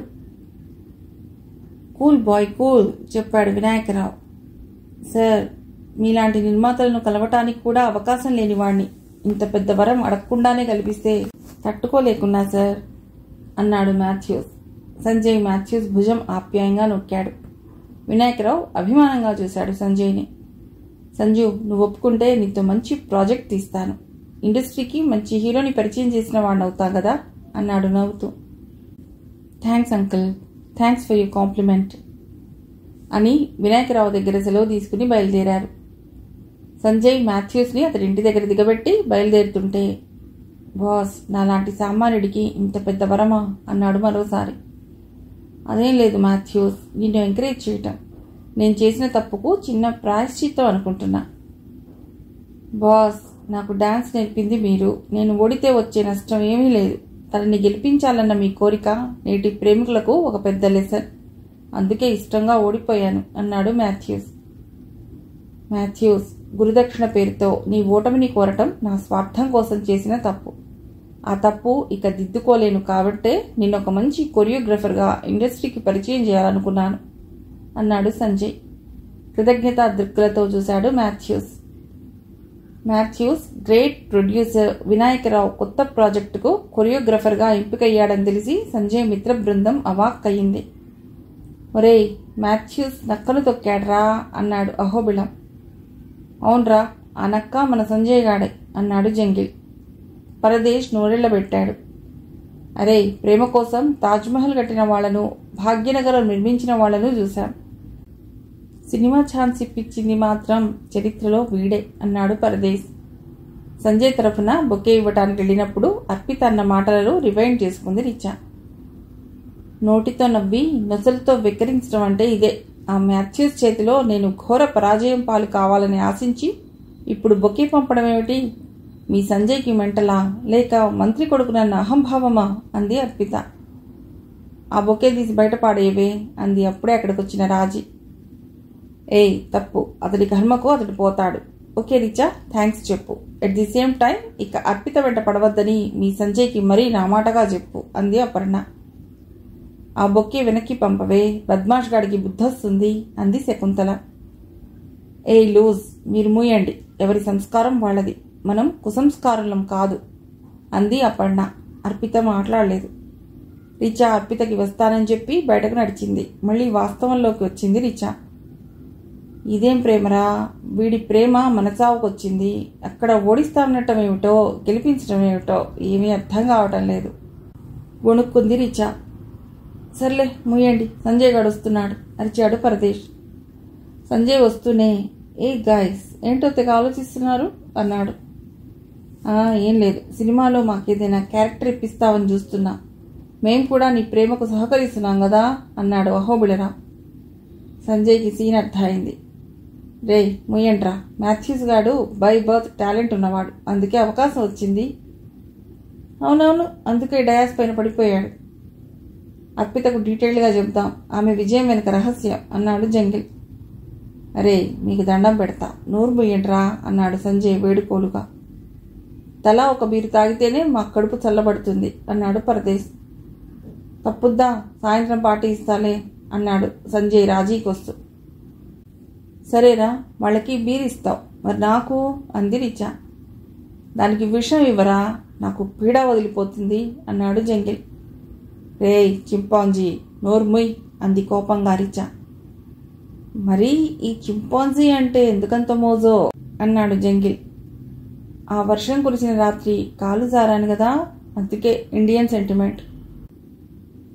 అవును, అది నాకు కాళరాత్రి. జంగిల్ని కొట్టడానికి పైకి లేచింది రిచా. ఓకే యార్ కూల్ ఆపాడు సంజయ్. వాళ్ళిద్దరి గొడవ చూసి మిగిలిన ఇద్దరు నవ్వుకున్నారు.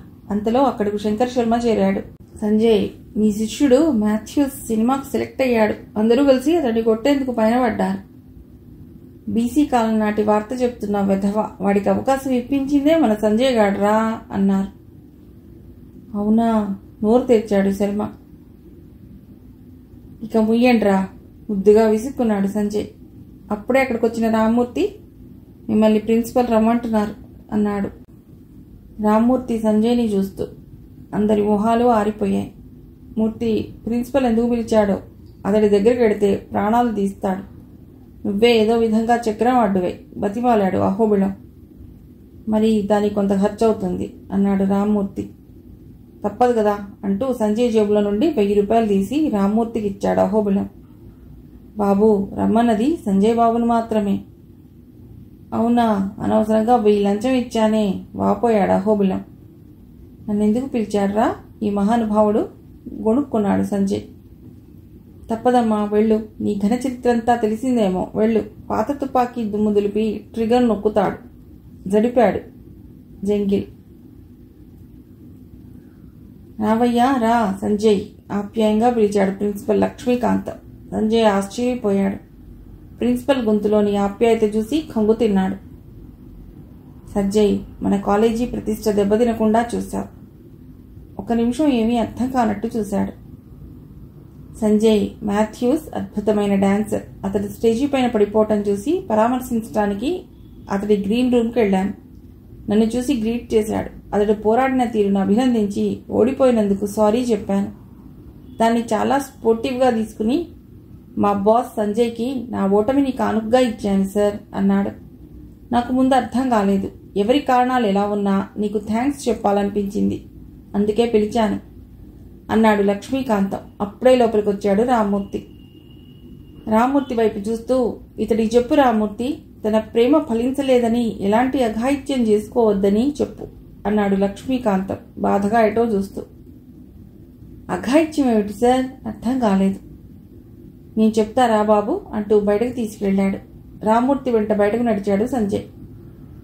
ఏం లేదు బాబు, అర్పిత ప్రేమ దక్కకపోతే నువ్వు ఆత్మహత్య చేసుకుంటావని, అందుకే నీకు ఇమేజ్ పెంచాలనే డాన్స్ పోటీలు పెట్టించావు, కానీ మీరు పోటీ చేయలేదు అన్నాడు రామ్మూర్తి.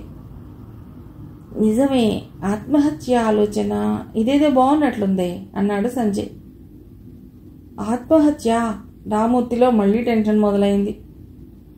సంజయ్ కొంపదీసి తన ప్రేమ నిరూపించుకునేందుకు ఆత్మహత్య చేసుకుంటాడా? అదే జరిగితే ప్రిన్సిపల్కి తనకి ఉద్యోగాలు పోవడం ఖాయం. అతడి కాళ్ల కింద భూమి కదులుతున్నట్లు అనిపించింది. రామ్మూర్తి చెప్పింది విని అందరూ ఆలోచనలో పడ్డారు. సంజయ్ అంత పిరికివాడా? సందేహం వ్యక్తం చేశాడు పరదేశ్. సంజయ్ పిరికివాడు కాదు, ప్రేమ పిరికిది చెప్పాడు శంకర శర్మ. మరేం చేద్దాం అడిగాడు అహోబిళం. సంజయ్ ప్రేమను గెలిపిద్దాం అన్నాడు జంగిల్. ఇది క్రికెట్ మ్యాచ్ కాదు గెలిపించటానికి అంది రిచా. ఇటువంటి ఉప్పర్ మీటింగ్ పెట్టామని తెలిస్తే సంజయ్ గారు ఉప్పు పాత్ర వేస్తాడు. ఇక చాలు లేవండి అన్నాడు జంగిల్. రామ్మూర్తి అర్జెంటుగా కలవాలంటే ఎగేసుకొచ్చాం. సంజయ్ మన కోసం చూస్తుంటాడు. పదండి, రీచా తొందర చేసింది. బాబు ఆగండి, జోక్గా తీసుకోకండి. సంజయ్ బాబుకి ఏవీ జరగకూడదనే మీ దృష్టికి తెచ్చా. మీరు నిర్లక్ష్యం చేస్తే మళ్ళీ పూడ్చుకోలేం అన్నాడు రామ్మూర్తి. ఆగండ్రా అన్నాడు శంకర్ శర్మ. అందరూ శర్మ వైపు చూశారు. రామ్మూర్తి చెప్పింది తేలిగ్గా తీసుకోవద్దు. సంజయ్ మన సంతోషం కోసం నవ్వుతున్నాడు, కానీ వాడి కళ్ళల్లోకి సూటిగా చూశారా? వాడి హృదయంలో బాధ కళ్ళల్లో కనిపించడం లేదా? అందరూ ఆలోచనలో పడ్డారు. మరి కిం కర్తవ్యం అడిగాడు జంగిల్. నా దగ్గర ఒక ఐడియా ఉంది అన్నాడు రామ్మూర్తి. ఏమిటది అడిగారు మూకుమ్మడిగా. చెప్పాడు రామ్మూర్తి. అతడు చెప్పింది విని పెదవి విరిచారందరూ. అదసలే తిక్కల బ్యాచి. ఒకదాని ప్రేమలో చిక్కే మన సంజయ్ గాడు చిక్కి శల్యం అవుతున్నాడు. మనమందరం ప్రేమలో పడాలా? ఇంతకంటే ఏదైనా నుయ్యి చూసుకుని మూకుమ్మడిగా దూకడం మేలు అన్నాడు అహోబిలం. 5 నిమిషాలందరూ బుర్రలు బద్దలు కొట్టుకున్నారు. మరో 10 నిమిషాల తర్వాత కంక్లూజన్కు వచ్చారు. ఒకే రామ్మూర్తి, అర్పితను ప్రభావితం చేయడానికి ఆమె స్నేహితుల్ని ప్రేమలో దింపాలని నీ ఆలోచన బాగుంది. మరి పిల్లికి మెడలో గంటగట్టేదెవరు? నేను, చెప్పింది రిచా. అవును, మీరందరూ మీకు నచ్చిన వాళ్ళని లైన్లో పెట్టేందుకు ప్రయత్నించండి, కానీ ఈ గేమ్లో మా జంగిల్ గాండి లేకుండా చూడండి అంది రిచా. ఏంటే, సరదాగా కూడా మరొకరిని ప్రేమించనీయవా?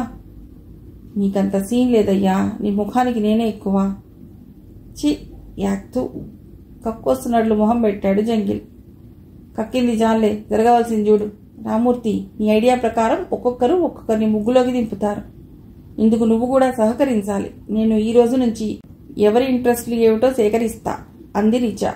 గుడ్ అన్నాడు రామ్మూర్తి. మిగిలిన కథ తర్వాతి భాగంలో.